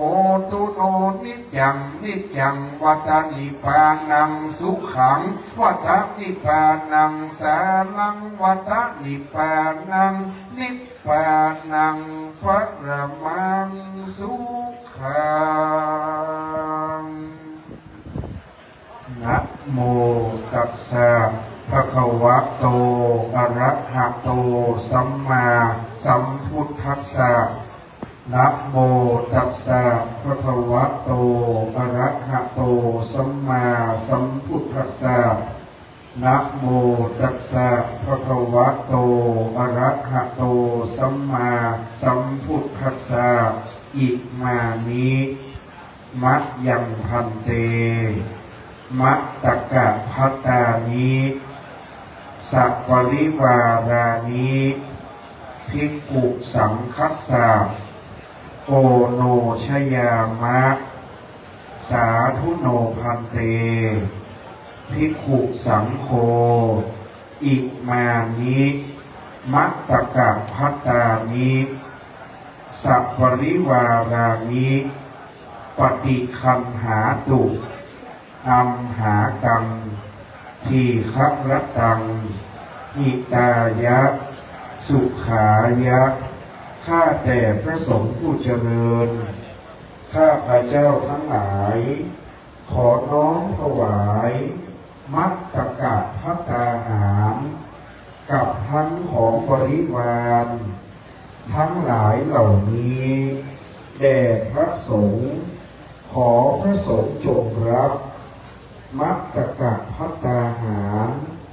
กับทั้งของบริวารทั้งหลายเหล่านี้ของข้าพเจ้าทั้งหลายเพื่อประโยชน์เพื่อความสุขแก่ข้าพเจ้าทั้งหลายแก่ดวงวิญญาณพระเดชพระคุณพระพุทธบาทพิทักษ์ผู้มรณภาพไปแล้วตลอดกาลละนานเทินในยามเช้าคณะสงฆ์ผู้เป็นพระราชาคณะพระมหาเถระได้สวดถวายพรพระนะครับโดยจะมีการถวายมัตตกะภัตตาหารด้วยแต่ในการนี้เราจะถวายกัปปิยพันธ์สังเฆตแต่พระมหาเถระ2 รูปโดยในภาคบ่ายเราพอมีศาสนกิจโดยวันนี้มีการพระราชทานเพลิง2 ที่ทั้งเชียงใหม่และลำพูนดังนั้นการนี้กัปปิยพันธ์สังเฆตที่พระเดชพระคุณหลวงพ่อตัจคุณพระเทพปริยัติที่ปรึกษาเจ้าคณะภาค7เจ้าวาดวัดเจ็ดยอดพระรามหลวงเชิญคุณพ่อประสิทธิ์ศักดิ์กลิ่นสุนทรในนามเจ้าภาพเช้านี้ได้ถวายปัจจัย100,000 บาทในการร่วมบุญจัดงานถวายหลวงพ่อตัจคุณพระพุทธบาทพิทักษ์ในงานพระราชทานเพลิงศพศรัทธาทั้งหลายขนาดเมื่อเจ้าวันนี้นะครับคณะสงฆ์กำลังมาล้วนพระมหาเถระหลวงพ่อพระเทพมุนีวัดปากน้ำภาษีเจริญก็เมตตาเดินทางมาถึงแล้วท่านเจ้าคุณพระสุมนศาสนกิจเจ้าคณะจังหวัดแม่ฮ่องสอนพระเดชพระคุณพระเจ้าคุณพระราชวชิราธิบดีเลขานุการเจ้าคณะกรุงเทพมหานครเจ้าคณะเขตพระนครวัดมหาธาตุยุวราชรังสฤษก็เมตตามาถึงนะครับวันนี้สิทธิพระบาทตัดผ้ามาเยอะครับต่อไปจะถวายที่ท่านเจ้าคุณอาจารย์พระวิสุทธิวัชราภรณ์วัดทีวันพระนอนขอนตาลในการนี้หลวงพ่อรองเจ้าคณะอำเภอแม่ดิมวัดลัทธิวันพระนอนขอนตาลศักดิ์สิทธิ์เชิญคุณสิทธิศิลปะวณิชลูกศิษย์ของวัดพระพุทธบาทถวายท่านเจ้าคุณอาจารย์พระวิสุทธิวัชราภรณ์ รองเจ้าคณะอำเภอแม่ริมวัดลัทธิวันครับ คุณสิทธิศิลปะวณิชน้อมถวายปัจจัยเป็นเจ้าภาพภัตตาหารเพลทั้ง3 วัน เป็นจำนวนเงิน 120,000 บาท เป็นเจ้าภาพเททองหล่อรูปเหมือนของหลวงพ่อเจ้าคุณพระพุทธบาทพิทักษ์แล้วก็เป็นเจ้าภาพสร้างพระเจ้า5 พระองค์ในวัดเป็นโยมอุปถากสำคัญนะครับ ถวายปัจจัย 100,000 กว่าบาท ถวายท่านเจ้าคุณวัดลัทธิวันพระนอนขอนตาลก่อน และจากนั้นหลวงพ่อพระเทพปริยัติจะนำคณะสงฆ์อนุโมทนาเขาจะหักกรมัตตกะพัฒหารบวชมาเจ้านิคมพวนนะครับปัจนี้น้องรับพรอันประเสริฐจากพระสงฆ์พระมหาเถระทุกรูปขอนิมนต์บันพรมัตตกะพัฒเลยนะครับนี่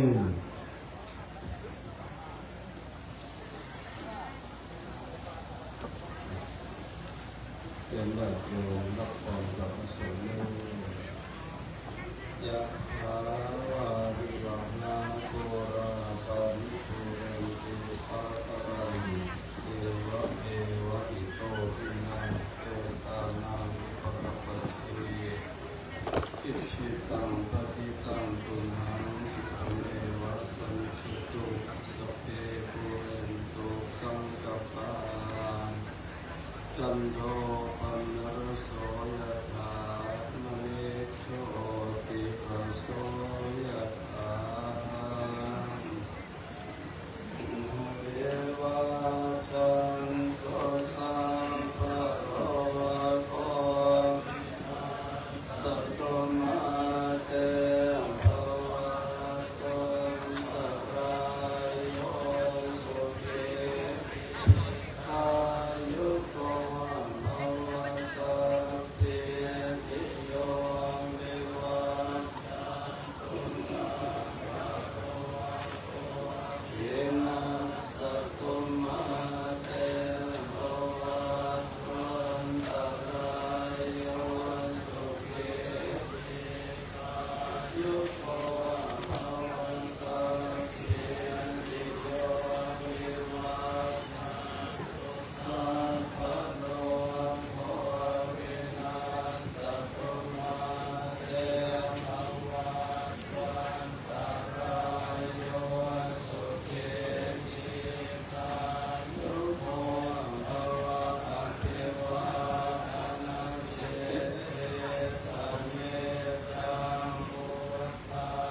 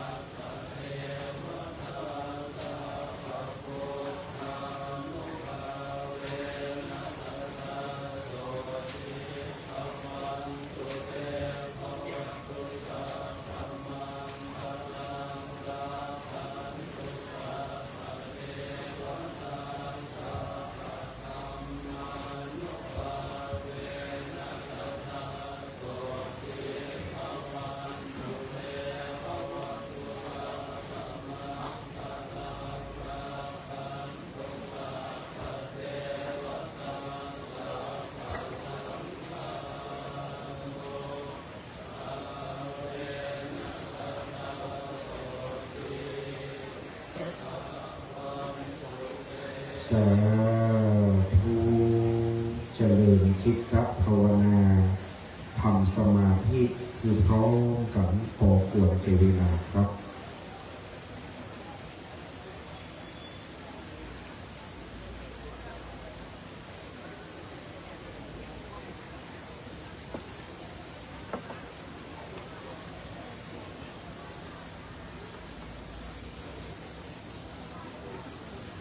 พอสมควรแก่เวลาเราจะแผ่เมตตาว่ายามเจ้านิมนต์ในนะครับเนี่ยตอนบ่ายจะเป็นพิธีหลวงอิตังตานากัมมังนิปปานาปัจจยโยโหตุโนจังอิตังศีลกัมมังนิปปานาปัจจยโยโหตุโนจังอิตังภาวนากัมมังนิปปานาจโยโหตุโนนิจังยังคินจิกุศลังกัมมังกัตตปังสัพเพหิกตังปุญญังโนนุโมตันตุสุนันตุโพนโตเยเทวาอัสสมิงเน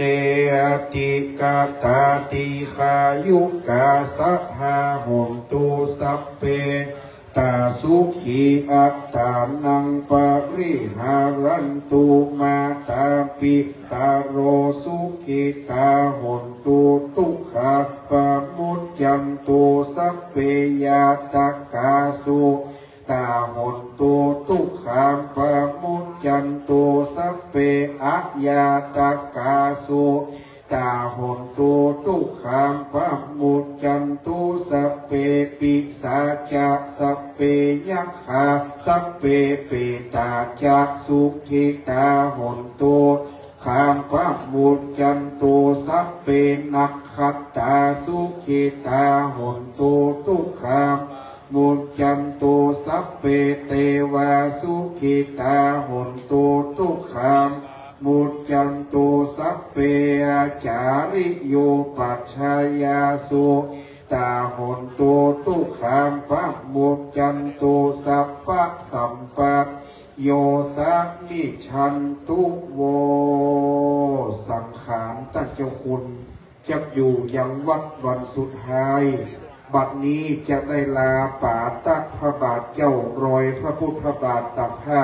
พระบทพระบาทพระธาตุพระธรรมไม้สลีมหาโพธิ์ครูบาลาวัฒบาทลาป่าตักพระบาทเจ้าวันตาหลวงพร้อมกันนะครับวันตามิพุทธังสัพพะเมวะโตสังฆัมมาเมพันเตวันตามิหัมมังสัพพะเมวะโตสังฆัมมาเมพันเตวันตามิสังฆังสัพพะเมวะโตสัมมาทัพเมพันเตวันตามิการุปัชฌายาจาริเยสัพพะเมวะสังฆัมมาทัพเมพันเตวันตามิกัมมัฏฐานังสัพพะเมวะสังฆัมมาทัพเมพันเตวันตามิอาราเมปัฏฐสีมังสัพพะเมวะโตสัง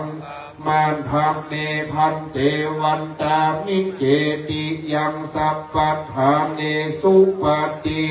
ตาสังลีระภาตุโยมหาโพธิงสักกาลังพุทธรูปังสัตตานาคโลเกเตวะ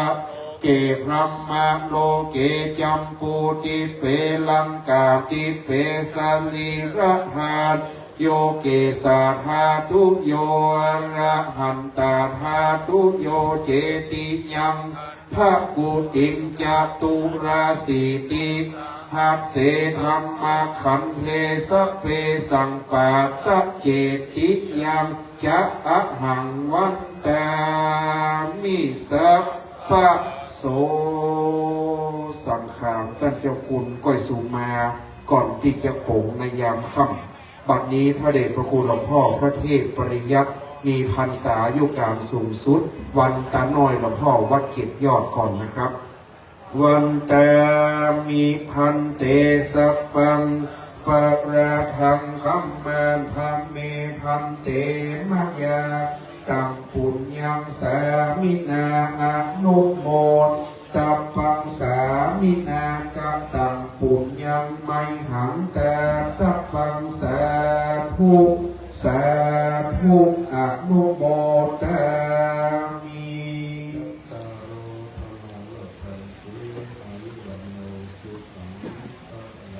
สาธุนิมนต์ทุกรูป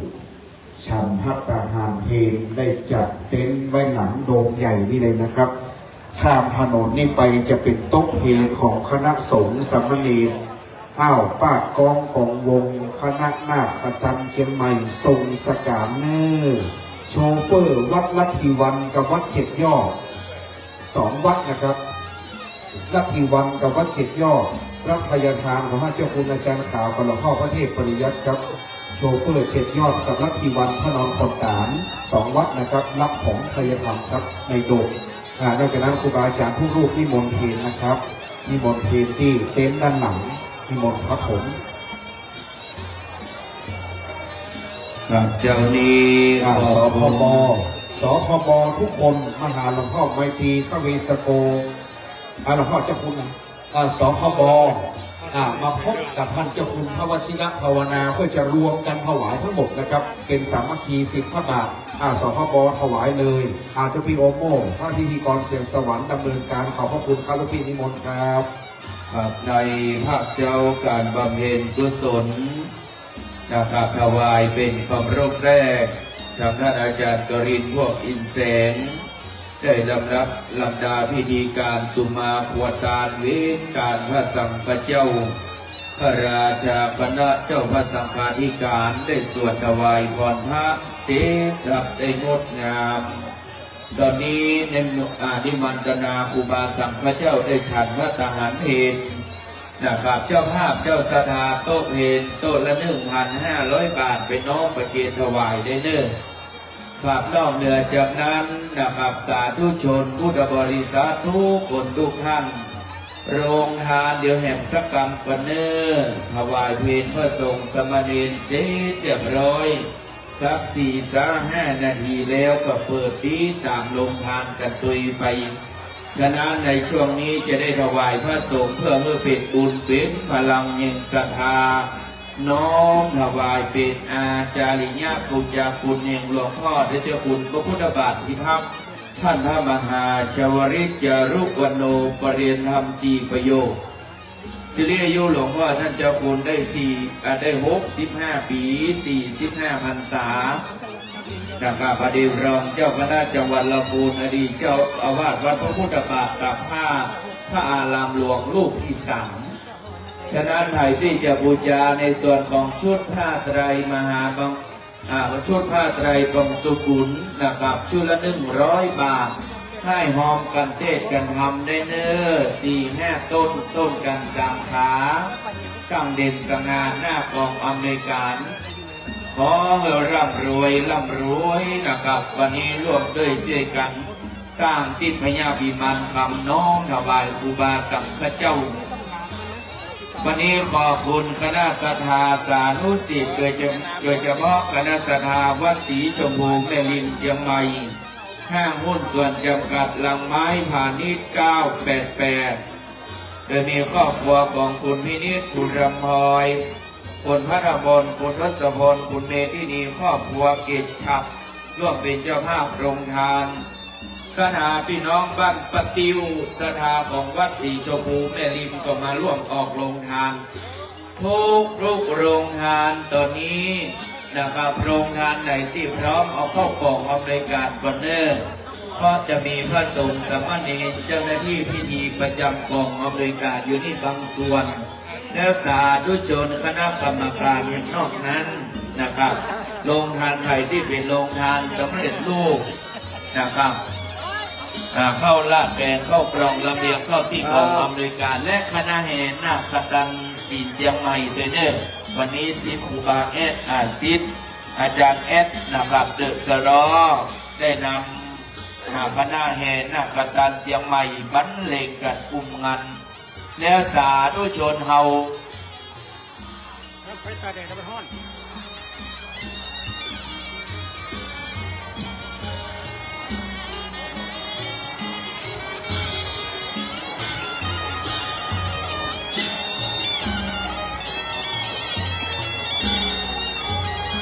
ครับวันนี้นำเรียนกับคณะเจ้าภาพ เราจะได้กัน คุณสิทธิศิลปะวานิชวันนี้มีกุศลและเจตนามาร่วมถวายแว่นตา เป็นวันที่3นะครับ10แห่งพระเดชพระคุณและเจ้าคุณพระพุทธบาทพิทักษ์เฉพาะพระสงฆ์สมณเณรก่อนนะครับพระสงฆ์สมณเณรรูปไหนที่มีปัญหาทางด้านสายตานะครับ พอสถาปปคอยหันปปคอยหันทีวันนี้คุณโยมนะครับได้นำแว่นตามาออกโรงทานเฉพาะพระสงฆ์สมณเณรเนอร์สถาเอาไว้ทีหลังนะครับ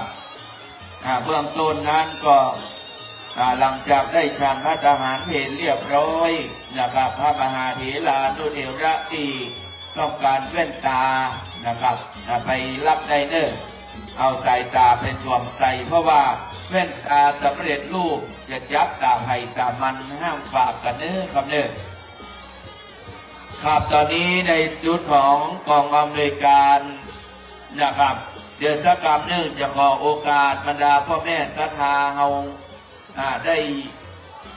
ย่อมย้ำกันเป็นการชั่วคราวเพราะจะได้นิมนต์พระสงฆ์พิธีพิจารณาผ้าได้ฉันเพลให้ก่อนเนาะสถาโรงทานทุกโรงทานเปิดโรงทานเด้อหากว่าช่วงบ่ายช่วงเที่ยงวันนี้ไผ่ที่มีโรงทานนักหนาปะป้านเอามาในช่วงยามเย็นและภาคค่ำยามคืนด้วยเด้อวันนี้มีหลายช่วงเวลาการบริการกันให้อุ่นก็เฮือได้ไส้ก็เฮือเต็มสาธุชนขอความร่วมมือกินกันที่ในมณฑลพิธีตัตินี้ก่อนเนอถ้าหากว่านอกเหลือที่เหลือจากนั้นก็ว่ากันมาลูนหลังจากประกอบพิธีเลิกซากส่งสการดุดดั้งนิ้วติ้วพิกเนอฉะนั้นช่วงนี้จะบริการในส่วนของลานพิธีให้ครบไฟให้ทั่วถึงเพื่อความงดงามและเป็นพลังบุญน้อมถวายแด่จิตวิญญาณของพระเดชพระคุณพระพุทธบาทพิทักษ์เป็นวาระสุดท้ายตอนนี้เรียนเชิญท่านอาจารย์บุญเพลินยาวิชัยได้ดำเนินการต่อจากนี้ไปเนอครับ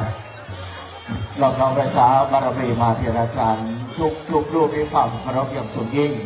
ในขณะนี้ครับนี่คือปราสาทอันยิ่งใหญ่ของพี่น้องเจ้าระพูนเชียงใหม่เชียงแสนเชียงไฮ้ด้านพะเยาเนอโดยพอพระเดชพระคุณหลายรูปหลายตนนะครับได้เป็นถึงดำรงตำแหน่งถึงเจ้าคณะจังหวัดหลายๆที่ท่านรองเจ้าคณะจังหวัดนะครับกับนบด้วยความเคารพอย่างสูงยิ่งนะครับพระเทพปริยัติครูบาท่านเจ้าพร้อมกับในส่วนของมหาเถรจารย์ผู้ทรงคุณนะครับด้วยบนพระนอนขอนตานท่านเจ้าคุณเฮาเนอร์ด้วยความเคารพกับพระเดชพระคุณในขณะนี้ครับพี่น้องศรัทธาหลายท่านบอกว่าไอ้ช้างกี่หรอกช้างกระทันมาอยู่จังไรกี่หรอกมาด้านนี้เลยนะครับในขณะนี้ผ้าไตรจีวรนะครับหลวงมงคลชยมหามงคลทั้งหลายยังปปเตื้อมีรูปเสมือนก็หลวงพ่อพระพุทธบาทพิทักษ์ท่านเจ้าคุณเฮาเดอร์นะครับมาเถรจารย์ผู้สูงคนได้จากลากเขาไปแต่ก็มีวันเรือนรังในจิตในใจของศิษยโยมหนูศิษยาหนูศิษทุกคน เพราะว่าครูบาท่านเจ้าพระพุทธบาทพิทักษ์เป็นสององค์ดีปริยัติปฏิบัติปฏิเวทเทศนาปรึกษาคิดบ่เคยขาดมาด้านนี้เลยเนอะพี่น้องนะครับเข้ามาเลยครับไอ้เหยนะครับผ้าไตรจีวร ยกกันเลยค การ รับ ข้าเปรียบเสมือนบัวเขาเจ้าข้าได้ผลจากพระพุทธพระธรรมพระสงฆ์คุณของพระพุทธเจ้า56พระธรรมเจ้า38พระสังฆเจ้า14ลงเป็น108เนาะเจดีย์ไซน์ก็108เนาะนะครับไปทางใดก็ย้อนถวาย108เนอะคนหนุ่มคนเก่าเยาวชนนะครับทุกคนเข้ามาเพราะล้านนาเมืองพระพบบุญพระเหลืองจำเริญรุ่งเรืองกินตังวัดไว้ บอกให้ตกจงอารมณ์อ่อนไม่มิหินตามใดช่วยกันดังอันช่วยกันดังอันหลายตั้งใจกันเนิ่งในวันนี้สำหรับบุญกินบุญตันที่หมู่เอาเจ้าข้า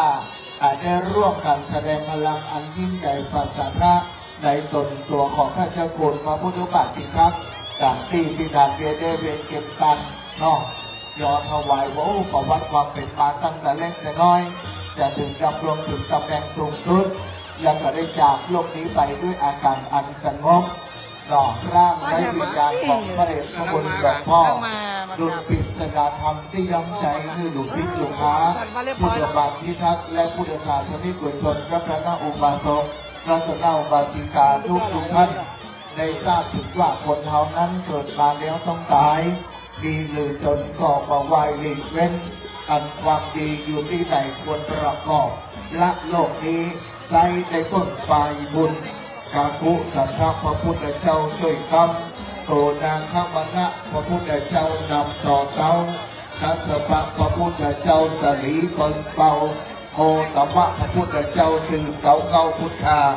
อริยเมตยาสื่อศาสนาพระพุทธเจ้าคือคงหาปันพระวสาจิตเตอร์ครับวาเนอร์ต้นจะยับมงคลในขณะนี้เอาปักไป4 ต้นประเด็นที่3รอบแล้วเนอะถึงเอาเปลี่ยนต้นใหม่ขึ้นดีๆนี่คือภาษาพระของพระไสยนะครับเอาแล้วได้ถึงบนบารมีของหลวงพ่อท่านเจ้าพ่อขอหลวงพ่อท่านเจ้าท่านเจ้าคุณพระพุทธบาทพิทักษ์เป็นสงฆ์องค์ดีครับเป็นคนดีใจใส่บนน้ำซ้ำสะอาดด้วยกายาเป็นคนดีผีคุ้มเกิดทุกข์รักษามีเทวดาข้าสาพอเฝ้าเป็นคนดีมีทรัพย์เป็นเจ้าทุกดับดวงดาวอยู่ฟ้าเป็นคนดีก็หันสง่าไปไหนก็ต้องกลัวภัยเป็นคนดีคนอื่นหันใจเรื่องเป็นเรื่องภัยอันใดก็ต้องเป็นคนดีพี่น้องปกป้องพระกดคุ้มครองเอาไว้เป็นคนดีมีทรัพย์สินใจเงินหลั่งไหลเข้ามาออกเป็นคนดีโลกในพนองสวรรค์ไม่ต้องจองไว้โลกหน้าลัวลูฟื้นมงคลจะยะมงคลนั้นน้อมถวายด้านหน้าพระศาสจตุรมุขได้เลยผ้าไตรน้อมถวายเบื้องหน้าพระสงฆ์สามเณรก้อนกาดิฐานจิตปั่นปอนใจพิจารณาภาพเป็นที่เรียบร้อยด้านหน้าเลยนะครับพี่สาวมาด้านนี้เลยเนอนี่คือความดีงามครับด้วยว่าพระสงฆ์นะครับเดี๋ยวพระพุทธศาสนาของเขาล้านนาไทยเอาดีการกินการตั้งเป็นระเบียบเรียบร้อยนะครับนี่คือคุณงามความดีบารมีที่เราได้ช่วยสร้างวันนี้ของศรัทธาท่านเจ้าทั้งหลายมีสัจจะเหมือนเจ้าสุวรรณสามนพรเมเนอร์มีใจกลางเหมือนเจ้าบังโฮซบมีกระกดเหมือนเจ้าเตมียักมีคุณอุปถัมภ์วันละเหมือนเจ้าจันตะกุบันในอินยอตานเหมือนพญาเจ้าเวสสันดรในหรือเจ้าจารีกันหาเป็นตานนั้นจุกจำปีหายจากโรคาพยาธิสัพพะโรคาอย่าได้มาเอิ้นตักคือจบเข้าข้างมือเขาซื้อลอตเตอรี่กันว่าซื้อเมาตีนึ่งของเอาแห่ไปต้องอันว่าพ่อแม่พี่น้องของถามว่าหลวงพ่อสิริยุทธใด65 พรรษา45เป็นพระสงฆ์ผู้ทรงคุณอันยิ่งใหญ่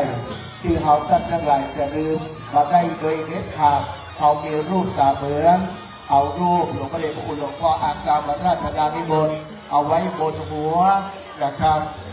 เพื่อสักการะบูชาในคุณความดีบารมียิ่งใหญ่ในขณะนี้นะครับร่วมกันได้ในส่วนของบุญกินบุญตามที่พวกเราได้ครับชุดละ100ครับคุณแม่มาด้านนี้เลยเนอนะครับขยับเข้ามานะครับไทยช่วยไทยเงินคำจับใจมาแล้วออกไปอยู่รอบมาด้านนี้ชุดละ100ครับคุณแม่คนเรามันต้องเต็มร้อยนะครับน้องพี่แม่เขามาด้านในเลยมาด้านนี้เลยครับแม่เดินมาเลยจ้านะครับขอบคุณครับต้นเงินต้นคำด้านหน้าร่วมกันเป็นเจ้าภาพก็ไม่รู้ภาษานะครับภาษาจตุรมุขนี้650,000พอเรามันก็ย่องบันแล้ว100-200ของชั้นอาเนี่ยที่ช่วยกันปักแล้วพอแม่พี่น้องเขาบาทเราเพิ่มท่านหอมแบงค์เขียวขอให้เลี้ยวเป็นแบงค์แดงนะท่านนะท่านหอมแบงค์แดงขอให้แซงเป็นแบงค์ม่วง ถ้าทอมแบงค์ม่วงให้ชวดเป็นแบงค์จังๆนะครับเนาะมาด้านนี้เลยพ่อไม่ลูกนี่กาดาวเฟเบอรี่ตีนะฮักมากๆเลยคุณพ่อดาวประเคนคุณแม่ครับประเคนด้วยกันคุณลูกครับพรลูกนี่กาเนาะเมียเจ้าก็หัวครับหัวครับก็เมียจ๋าถ้าหัวกิงเมียฮะเทวดาตาปากนะจ๊ะไอ้เสดานอูกันมนเนาะครับมาด้านนี้เลยครับคุณแม่มาด้านนี้เลยจ้ามาด้านนี้เลยเด้อสองมือล้วงกระเป๋าสองเกาเตียวเข้ามา เดี๋ยวเริ่มพิธีก็ไหลใหม่นะครับ